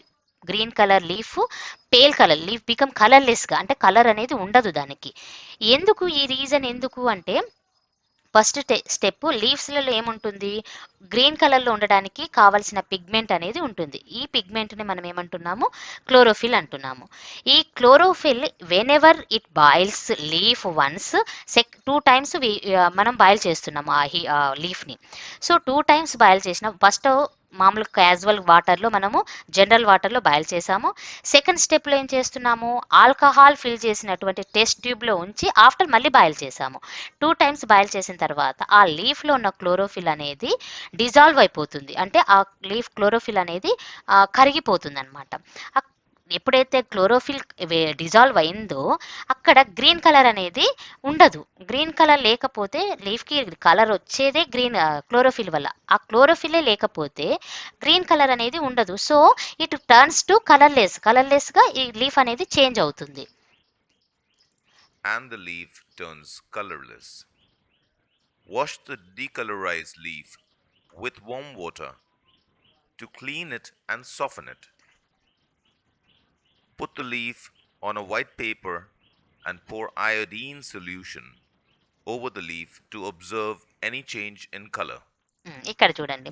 ఆఫ్టర్ అయిపోయిన తర్వాత మనం ఏం చేస్తున్నాము, లీఫ్ని ఒక స్పూన్ తోటో మనకి ఫోర్క్ తోటో చిన్నగా ఆ లీఫ్ని మనం అక్కడ నుంచి ఆ టెస్ట్ ట్యూబ్ నుంచి లీఫ్ని తీసిన తర్వాత ఆ లీఫ్ని వామ్ వాటర్ తోటి వాష్ చేసిన తర్వాత ఒక చిన్న పెట్టిడిష్ ప్లేట్ అయినా పర్లేదు, వైట్ పేపర్ అయినా పర్లేదు, ఈ వైట్ పేపర్ మీద ఆ లీఫ్ని ఉంచి దాని మీద మనం ఏం చేస్తున్నాం, కలర్లెస్ లీఫ్ని మీద ఏం చేస్తున్నామంటే అయోడిన్ సొల్యూషన్ని మనం దాని మీద ఒక 2 డ్రాప్స్ 3 డ్రాప్స్ అనేది ఆ లీఫ్ మీద మనము వేస్తున్నాం అనమాట.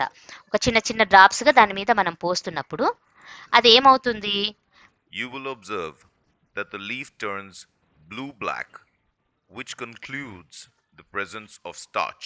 ఓకే. ఇక్కడ మనము అబ్జర్వ్ చేస్తే ఇక్కడ ఫస్ట్ ఏమవుతుంది, గ్రీన్ కలర్ పిగ్మెంట్ ఉన్న క్లోరోఫిల్ని మనము బీకర్లోకి మనము వాటర్ ఉన్న బీకర్లోకి మనము హీట్ చేస్తాము. హీట్ చేసిన తర్వాత సెకండ్ స్టెప్ ఏంటిది, లీఫ్ని తీసుకొని వెనెవర్ ఆల్కహాల్తో ఫిల్ అయినటువంటి టెస్ట్ ట్యూబ్లోకి ఈ లీఫ్ని మళ్ళీ కవర్ చేస్తున్నాము. అగైన్ ఆ ఆల్కహాల్తో ఫిల్ అయినటువంటి టెస్ట్ ట్యూబ్ని ఆ బీకర్లో మనం పెట్టేసి మళ్ళీ 5 మినిట్స్ ఆల్కహాల్ బాయిల్ అయినంత సేపు ఉంచి తీసిన తర్వాత leaf becomes to pale colourless. Leaf ఏది green colour leaf becomes to కలర్లెస్గా మారుతుంది. ఆఫ్టర్ కొంచెం సేపు ఆ లీఫ్ని మనము వామ్ వాటర్ తోటి వాష్ చేసి ఒక ప్లేట్లో ఉంచి దాని మీద అయోడిన్ సొల్యూషన్ని పోర్ చేయాలి. అంటే దాని మీద చిన్న చిన్న డ్రాప్స్ వేసిన తర్వాత ఇక్కడ మీరు అబ్జర్వ్ చేస్తే colourless leaf becomes to blue black కలర్లోకి చేంజ్ అయింది. ఈ బ్లూ బ్లాక్ అయోడిన్ సొల్యూషన్ మనకి ఎలా ఉపయోగపడుతుంది, ఎలా యూజ్ అవుతుందంటే, ఎప్పుడైతే స్టార్చ్ ఉంటుందో అయోడిన్ సొల్యూషన్ ఎలా మారుతుందంటే బ్లూ బ్లాక్ కలర్లోకి చేంజ్ అవుతుంది. ఇలా మీరు ఇక్కడ చూస్తే మీకు కలర్ అర్థమవుతుంది. ఈ కలర్లోకి ఇన్ ద ప్రజెన్స్, ఒకవేళ స్టార్చ్ ఉంటేనే ఈ కలర్లోకి చేంజ్ అవుతుంది.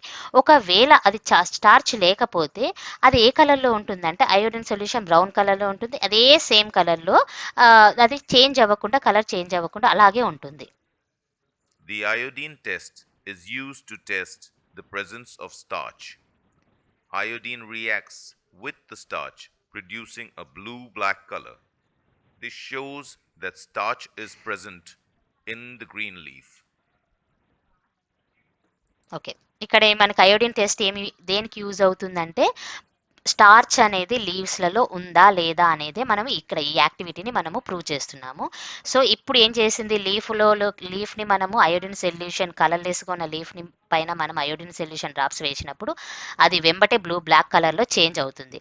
లేకపోతే అది బ్రౌన్ కలర్లోనే ఉంటుంది. ఇదేం చూపిస్తుంది, గ్రీన్ లీఫ్లో స్టార్చ్ ప్రజెన్స్ ఉందా లేదా అనేది మనకి డెమాన్స్ట్రేట్ చేయడానికి యూజ్ అవుతుంది. This is the video. And ఇప్పుడు మనము బుక్లో మళ్ళీ ఒకసారి చెక్ చేద్దాము. బుక్లో కూడా మనకి ఏమవుతుంది, for first boil the leaf in water, then transfer this leaf into a test tube containing methylated spirit. ఇప్పుడు ఏంటిది, ఫస్ట్ ఇక్కడ బాయిల్ సేమ్ లీఫ్ని బాయిల్ చేసిన తర్వాత ఈ వాటర్లో బాయిల్ చేసినటువంటి లీఫ్ని ఏం చేస్తున్నాము, ట్రాన్స్ఫర్ టు టెస్ట్ ట్యూబ్. ఈ టెస్ట్ ట్యూబ్ దేంతో కలిగి ఉంటుందంటే మిథైలేటెడ్ స్పిరిట్ తోటి ఉన్నటువంటి టెస్ట్ ట్యూబ్లోకి మనము ఈ లీఫ్ని ట్రాన్స్ఫర్ చేస్తాము. లీఫ్ ట్రాన్స్ఫర్ చేసిన తర్వాత ఇక్కడ చూడండి, boil this test tube in water bath. Again test ట్యూబ్ని ఏం చేస్తున్నాము, ఆల్కహాల్ ఉన్న టెస్ట్ ట్యూబ్ని తీసుకొచ్చి మళ్ళీ బాయిల్ చేస్తున్నాము ఇక్కడ వాటర్ బాత్లోకి. After chlorophyll dissolve in spirit and the leaf becomes pale due to removal of chlorophyll ఏమవుతుంది, ఎప్పుడైతే హీట్ చేస్తున్నామో ఆ క్లోరోఫిల్ అనేది డిజాల్వ్ అయిపోతుంది. డిజాల్వ్ అయిన తర్వాత క్లోరోఫిల్ లేదు కాబట్టి, ఆ గ్రీన్ పిగ్మెంట్ లేదు కాబట్టి లీఫ్ బికమ్స్ పేల్ కలర్లెస్గా చేంజ్ అవుతుంది due to removal of chlorophyll. Take the leaf carefully from test by using బ్రష్ని యూజ్ చేసుకొని, లేదా మనకి ఏదైతే యూజ్ అవుతుందో, మనకి ఎలా కంఫర్ట్ ఉందో దాన్ని యూజ్ చేసుకొని లీఫ్ని కేర్ఫుల్గా టెస్ట్ ట్యూబ్ నుంచి రిమూవ్ చేసేసి spread the leaf in pet dish and few drops of iodine solution on it. దీని మీద ఏం చేస్తున్నాం, మనం few drops of iodine solution వేసిన తర్వాత నెక్స్ట్ అబ్జర్వ్ చేస్తే అదేమవుతుంది, స్టార్చ్ ప్రజెన్స్ ఉంటే ఇట్స్ బ్లూ బ్లాక్ కలర్లోకి చేంజ్ అవుతుంది. ఒకవేళ బ్లాక్ కలర్లోకి చేంజ్ అవుతే అది ఏమి ఇండికేట్ చేస్తుందంటే స్టార్చ్ అనేది ప్రజెంట్లో ఉంటుంది. ఒక్కవేళ స్టార్చ్ లేకపోతే అంటే అదేం దేనికి యూజ్ అవుతుందంటే బ్రౌన్ కలర్లోనే ఏదైతే అయోడిన్ సొల్యూషన్ ఏ కలర్లో ఉంటుందో అదే కలర్లోకి అది కన్వర్ట్ అవ్వకుండా ట్రాన్స్ఫర్ అవ్వకుండా అదే కలర్లో ఉంటుంది. ఇది మన యాక్టివిటీ 1. సెకండ్ యాక్టివిటీ వీడియోస్ నేను చూపిస్తాను. ఓకే, మనకి ఇక్కడ ఫోటోసింథసిస్లో స్టార్చ్ అనేది రిజల్ట్గా ఫామ్ అయింది. ప్రజెంట్స్ అవుతుందా లేదా, లీవ్స్లలో స్టార్చ్ ఉందా లేదా అని యాక్టివిటీ 1లో మనము తెలుసుకున్నాము. నెక్స్ట్ ఈ ఫోటోసింథసిస్ ప్రాసెస్లో ఇంకా మెటీరియల్స్ ఏవైతే ఇంపార్టెంట్ ఫ్యాక్టర్స్ ఏవైతే ఉన్నాయో మనం కరెక్ట్గా చూస్తే ఇక్కడ వాటర్ అనేది మనకి ఫోటోసింథసిస్లో యూజ్ అవుతుంది. అండ్ సెకండ్ అనేది ఎయిర్ అనేది కూడా మనకి ఫోటోసింథసిస్లో యూజ్ అవుతుంది. అండ్ ఎయిర్ అనేది మనకి బై ప్రోడక్ట్గా రిలీజ్ అవుతుంది అనమాట. సో ఎలా మనకి రెండు అని అంటే ఇక్కడ చూడండి, ఫస్ట్ ఫ్యాక్టర్స్ తీసుకుంటే ఏమేం factors, what are the material that you think would be essential for the synthesis of carbohydrate in the process of photosynthesis. ఏ మెటీరియల్స్ మనకి ఎసెన్షియల్గా అవుతుంది కార్బోహైడ్రేట్స్ ప్రొడ్యూస్ అవ్వాలంటే, ఈ ఫోటోసింథసిస్లో కార్బోహైడ్రేట్స్ ప్రొడ్యూస్ అవ్వాలంటే మనకి ఏ మెటీరియల్స్ యూజ్ అవుతుంది అంటే, it took scientists to over 300 years to find about them. They opined that we don't know about several materials involved in the process still. ఏం చేయమనుకుంటున్నారు, 300 ఇయర్స్కి ముందు సైంటిస్టులు అందరూ ఏమనుకుంటున్నారంటే చాలా మెటీరియల్స్ యూజ్ అవుతాయి ఈ ఫోటోసింథసిస్ ప్రాసెస్లో, వాళ్ళు మేము కనుక్కోలేము అంటే దాని గురించి చాలా ఎక్స్పెరిమెంట్స్ అనేవి జరుగుతున్నాయి వాళ్ళు అనుకుంటూ ఉన్నారు. సో ఇక్కడ మనం latest stud how scientist experimented to find out about some of the materials required for the process of photosynthesis. Some of the ఇప్పటికీ దాని గురించి ప్రజెంట్ కూడా ఫోటోసింథసిస్ మీద చాలా ఎక్స్పెరిమెంట్స్ జరిగిన తర్వాత ఇప్పుడు ప్రజెంట్ ఏం చెప్తున్నారు, దీని మీద ఎక్స్పెరిమెంట్స్ అవుతున్నాయి, ఇంకా ఏమైనా మెటీరియల్స్ యూజ్ అవుతున్నాయా అని ఎక్స్పెరిమెంట్స్ అనేవి చేస్తూనే ఉన్నారు. ఫస్ట్ ఏంటిది,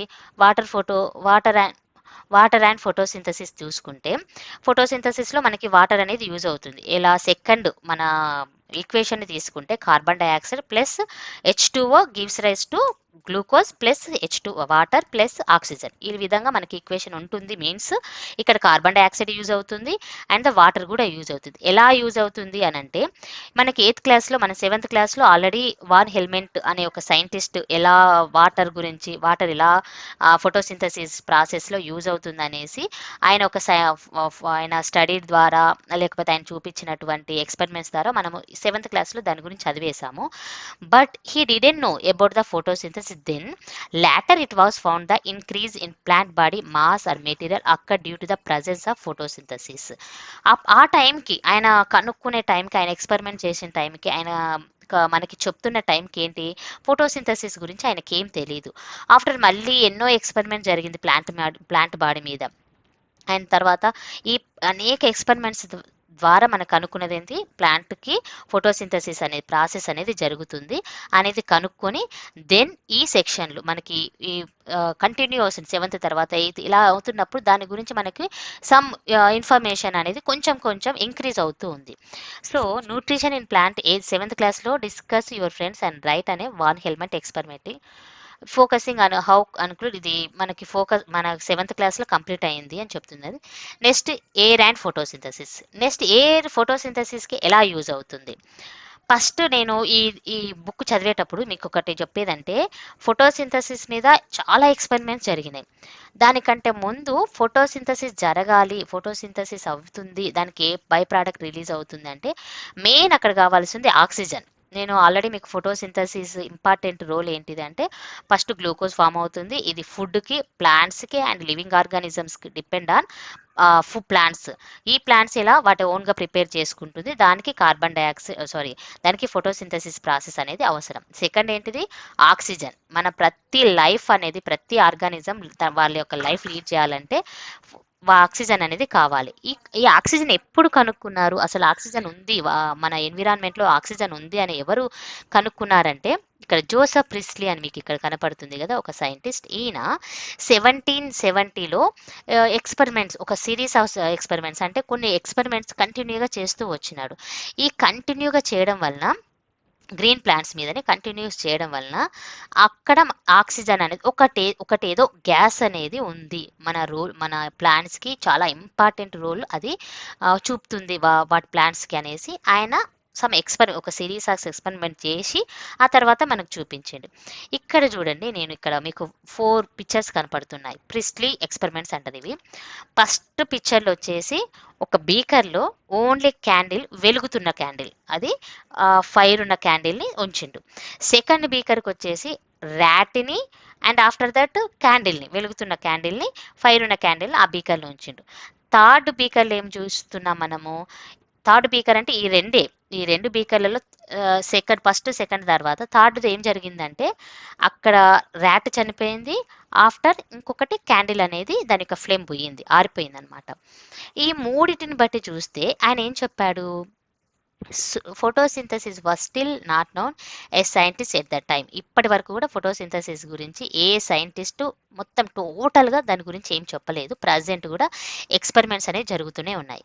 you may recall oxygen was discovered by Priestley in 1774. ఇక్కడ ఎక్స్పెరిమెంట్ 1733 నుంచి 1804 వరకు 1771 నుంచి ఎక్స్పెరిమెంట్స్ చేస్తే ఆయన అక్కడ ఆక్సిజన్ ఎప్పుడు డిస్కవర్ చేసిండు అంటే 1774లో డిస్కవర్ చేసిండు. ఆఫ్టర్ ఈయన డిస్కవర్ చేసిన తర్వాత 1775లో దీనికి ఆక్సిజన్ అని ఒక నేమ్, వాళ్ళు ఆక్సిజన్ నేమ్కి వాళ్ళు లివోయిజర్ అనే సైంటిస్ట్ ఆ నేమ్ ఆ గ్యాస్కి ఫిల్ చేశాడనమాట. ఇప్పుడు 1770 నుంచి ఒక సిరీస్ ఆఫ్ ఎక్స్పెరిమెంట్ జరిగితే 1774లో 1 గ్యాస్ ఉంది. ఒక గ్యాస్ అనేది ప్లాంట్కి యూజ్ అవుతుంది. It is essential role for plants photosynthesis అని కనుక్కొని దాన్ని ఆక్సిజన్గా గుర్తించిన తర్వాత 1774లో ఏం జరిగిందంటే ఆక్సిజన్కి దీని పేరు ఇది ఆక్సిజన్ అనేసి లివోయిజర్ అనే సైంటిస్ట్ దానికి ఒక నేమ్ ఇచ్చిండు.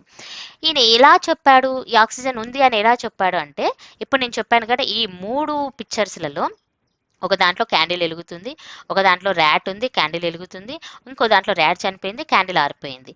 సో ఏదో జరిగింది, ఈ మూడిట్లో ఏదో జరిగింది అనేసి ఆయన కనుక్కొని ఆయన ఏం చేశాడు, ఒకటి ఏదో ప్రజెంట్ అనేది లేదు దీనికి, వీటి కంటిన్యూ అవ్వాలంటే వీటికి ఒక ప్రజెన్స్ అనేది లేదు.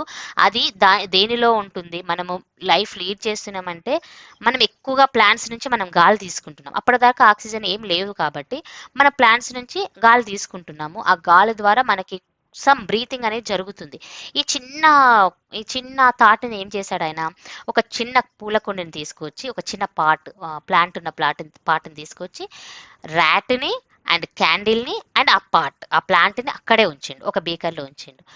ఆఫ్టర్ దట్ ఏమవుతుంది, అది అక్కడ ర్యాట్ చనిపోలేదు అండ్ క్యాండిల్ ఆరిపోలేదు. సో ఈ ప్లాంట్ నుంచి ఏమవుతుంది, సమ్ గ్యాస్ అనేది రిలీజ్ అవుతుంది. ఈ గ్యాస్ ఏమవుతుంది, మా లైఫ్ లీడ్ చేయడానికి కానీ ఆ తర్వాత బర్నింగ్కి కానీ ఏదైనా ఫైర్ అనేది బర్న్ అవ్వడానికి కూడా ఈ ఆక్సిజన్ అవసరము అనేసి గుర్తించి అప్పుడు ఆయన 1774లో ఒక గ్యాస్, మన లివింగ్ ఆర్గానిజమ్స్ బతకాలి, జీవించాలంటే ఒక గ్యాస్ కావాలి, దానినే ఆక్సిజన్ అనేసి ఒకటి ఉంది అనేసి తను చెప్పాడనమాట. డెమాన్స్ట్రేట్ చేసి ఇవన్నీ డెమాన్స్ట్రేట్ చేసి చెప్పాడు. ఆఫ్టర్ దట్ ఆ నేమ్ 1775లో లివోయిజర్ అనే సైంటిస్ట్ ఇచ్చాడు. ఇక్కడ చూస్తే a mouse will soon suffocate in a closed space in the bell jar. He concluded that a burning candle or animal both somehow damage air. When he placed mint plant in the same bell jars, he found that mouse stayed alive and the candle when lighted from outside, continuing burning the presence of the mint plant. Priestley hypothesized as follows: plants restore the air what breathing animals and burning candles remove.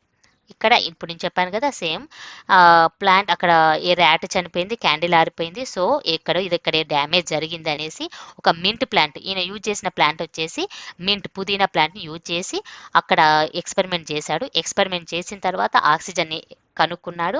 ఈ ఆక్సిజన్కి name ఇచ్చింది వచ్చేసి లివోయిజర్ in 1775లో.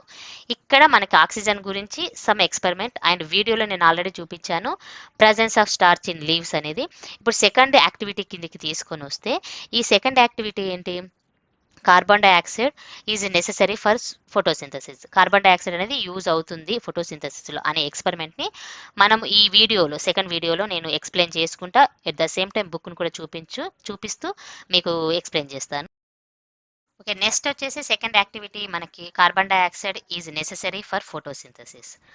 Okay, మనకు ఫోటోసింథసిస్లో ఏమేమి use అవుతుంది, ఏమేమి necessary factors వచ్చేసి carbon dioxide and water. ఈ second యాక్టివిటీలో carbon dioxide ఎలా ఫోటోసింథసిస్కి యూజ్ అవుతుంది అనేది మనం ఈ యొక్క యాక్టివిటీలో మనము ప్రూవ్ చేస్తాము, డెమాన్స్ట్రేట్ చేస్తాము. అయితే కాకపోతే మీరు ఫస్ట్ యాక్టివిటీని బాగా గుర్తుపెట్టుకోవాలి. దానికి సంబంధించిన సమ్ ఉంటుంది. ఇప్పుడు మనకి ఏంటిది, కార్బన్ డైఆక్సైడ్ వాటర్ కలిసిన తర్వాతనే గ్లూకోజ్ ఫామ్ అవుతుంది. సో గ్లూకోజ్ ఫామ్ అవ్వాలంటే ఇక్కడ వాటర్ ఉండాలి అండ్ కార్బన్ డైఆక్సైడ్ ఉండాలి. సో ఇక్కడ మనం ఏం చేస్తున్నాము, ఇక్కడ మీకు వీడియో చూపిస్తున్నాను చూడండి. ఈ వీడియోని బట్టి మీరు సమ్ అర్థం చేసుకోవడానికి యూజ్ అవుతుంది. చూడండి first. Carbon dioxide is essential for photosynthesis. Here is a small activity that will demonstrate that carbon dioxide is essential for the process of photosynthesis. Select a potted, healthy plant with long and narrow leaves. Okay, ఇప్పుడు ఏంటిది, first మనం ఒక plant తీసుకుంటున్నాను అనమాట. Potted ప్లాంట్ని తీసుకొని, ఈ plant sun రైజ్లో ఉన్న ప్లాంట్ని తీసుకొని వచ్చి లీవ్స్ అనేది చాలా మందంగా, అంటే మనకి బాగా స్టార్చ్ ఫామ్ అయినటువంటి అండ్ బాగా హెల్దీ ప్లాంట్ని తీసుకొని వచ్చి మనం ఏం చేస్తున్నాం, ఒక గదిలో ఒక డార్క్ ప్లేస్లో ఒక 2-3, ఇక్కడ చూడండి, ఇక్కడ Keep మనం it in light the dark చూస్తున్నాము. for 2 or 3 days. ఈ ప్లాంట్ని తీసుకొని వచ్చి మనం ఒక డార్క్ ప్లేస్లో 2 to 3 days వరకు అక్కడ ఉంచుతామన్నమాట. ఆ డార్క్ ప్లేస్లో దేనిని, హెల్దీగా ఉన్న గ్రీన్ ప్లాంట్ని తీసుకొని వచ్చి ఒక డార్క్ ప్లేస్లో దాన్ని This ఉంచుతాము will కొన్ని రోజులు. ensure that the leaves are free from starch.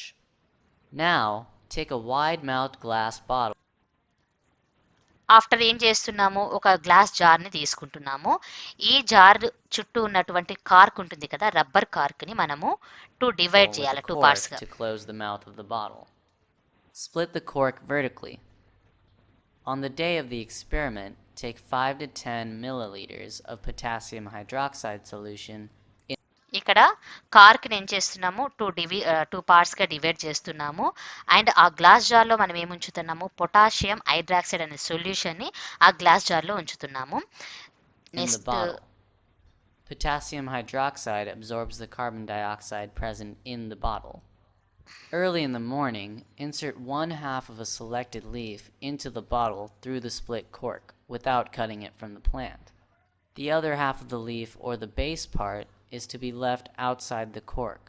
Okay, ఇక్కడ మనము ఫస్ట్ ఒక పాటెడ్ ప్లాంట్ని మనము 2-3 డేస్ని ప్లాంట్ని వచ్చేసి 2-3 డేస్ ఒక డార్క్ ప్లేస్లో కొన్ని రోజులు ఒక 2-3 డేస్ ఉంచిన తర్వాత 2-3 డేస్ తర్వాత అవి కార్బోహైడ్రేట్స్ అనేవి వాటికి సంబంధించిన గ్లూకోజ్ నుంచి అవి ఫ్రీ అవుతాయి అనమాట.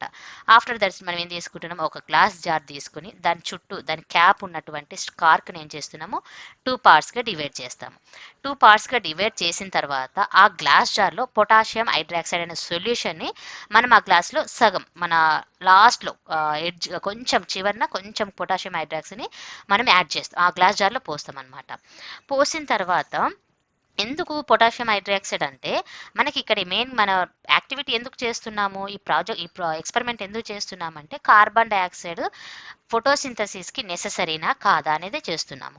సో పొటాషియం హైడ్రాక్సైడ్ ఏం చేస్తుంది, మనం ఎప్పుడైతే మనం ఇప్పుడు వీడియోలో చూస్తున్నారు చూడండి, ఈ ప్లాంట్ తర్వాత ఒక 2-3 డేస్ తర్వాత వాటిని మంచి లైట్ ఉన్న ప్లేస్లో ఉంచి ఈ జార్ని ఒక లీఫ్కి మన సెలెక్టెడ్ లీఫ్ తీసుకొని దానిలోకి ఆ లీఫ్ని పెట్టేసి మళ్ళీ అగైన్ కార్క్ని ఉంటుంది కదా, ఆ 2 డివైడ్స్గా చేసిన కార్క్ని మనం రెండింటిని మనకి అక్కడ లీఫ్కి ఎట్లా డ్యామేజ్ అవ్వకుండా ఒక సరైన పద్ధతిలో దాన్ని ఆ జార్ మీద దాన్ని కార్క్ని పెట్టేసిన తర్వాత ఇప్పుడు మనకి కార్బన్ డైఆక్సైడ్ అనేది లీఫ్లో కొంచెం ఉంటుంది, ఎందుకంటే అప్పటిదాకా అది ఆక్సిజన్ లైట్ ఉన్న ప్లేస్లో ఉంది కాబట్టి ఆ లీఫ్కి సమ్ కార్బన్ డైఆక్సైడ్ ఉంటుంది అండ్ క్లోరోఫిల్ ఉంటుంది, అగైన్ అన్నీ ఉంటున్నాయి కదా. సో ఇక్కడ అనేది ఫోటోసింథసిస్ జరుగుతుంది. అక్కడ ఫోటోసింథసిస్ జరగకూడదనేసి మనం ఏం చేస్తున్నాము, ఈ జార్లో పొటాషియం హైడ్రాక్సైడ్ సొల్యూషన్ వేస్తున్నాము. సో ఈ పొటాషియం హైడ్రాక్సైడ్ సొల్యూషన్ ఏముంది, ఈ లీఫ్లో ఉన్నటువంటి కార్బన్ డైఆక్సైడ్ని అబ్జర్వ్ చేసుకుంటుంది, ఆ గ్యాస్ని అబ్జర్వ్ చేసుకుంటుంది. అబ్జర్వ్ చేసుకున్న తర్వాత మళ్ళీ ఇంకొకటి ఏంటిది, ఈ కార్క్ అనేది మనం డివైడ్గా 2 పార్ట్స్గా డివైడ్ చేసామన్నమాట. సో అవి స్టోర్, అది మళ్ళీ స్టాండర్డ్గా ఉండి ఆ గ్యాస్ జార్ లోపలికి కార్బన్ డైఆక్సైడ్ పోకుండా మనం ఏం చేస్తున్నాము, ఈ కార్క్ చుట్టూ వ్యాజ్లిన్ని అప్లై చేస్తాము. The bottle is to be kept airtight, which can be achieved by applying grease or Vaseline around the rim of the mouth of the bottle. Make sure that the outside air does not come in contact with the leaf in the bottle. Keep this unit in the sunlight for 3 to 4 hours.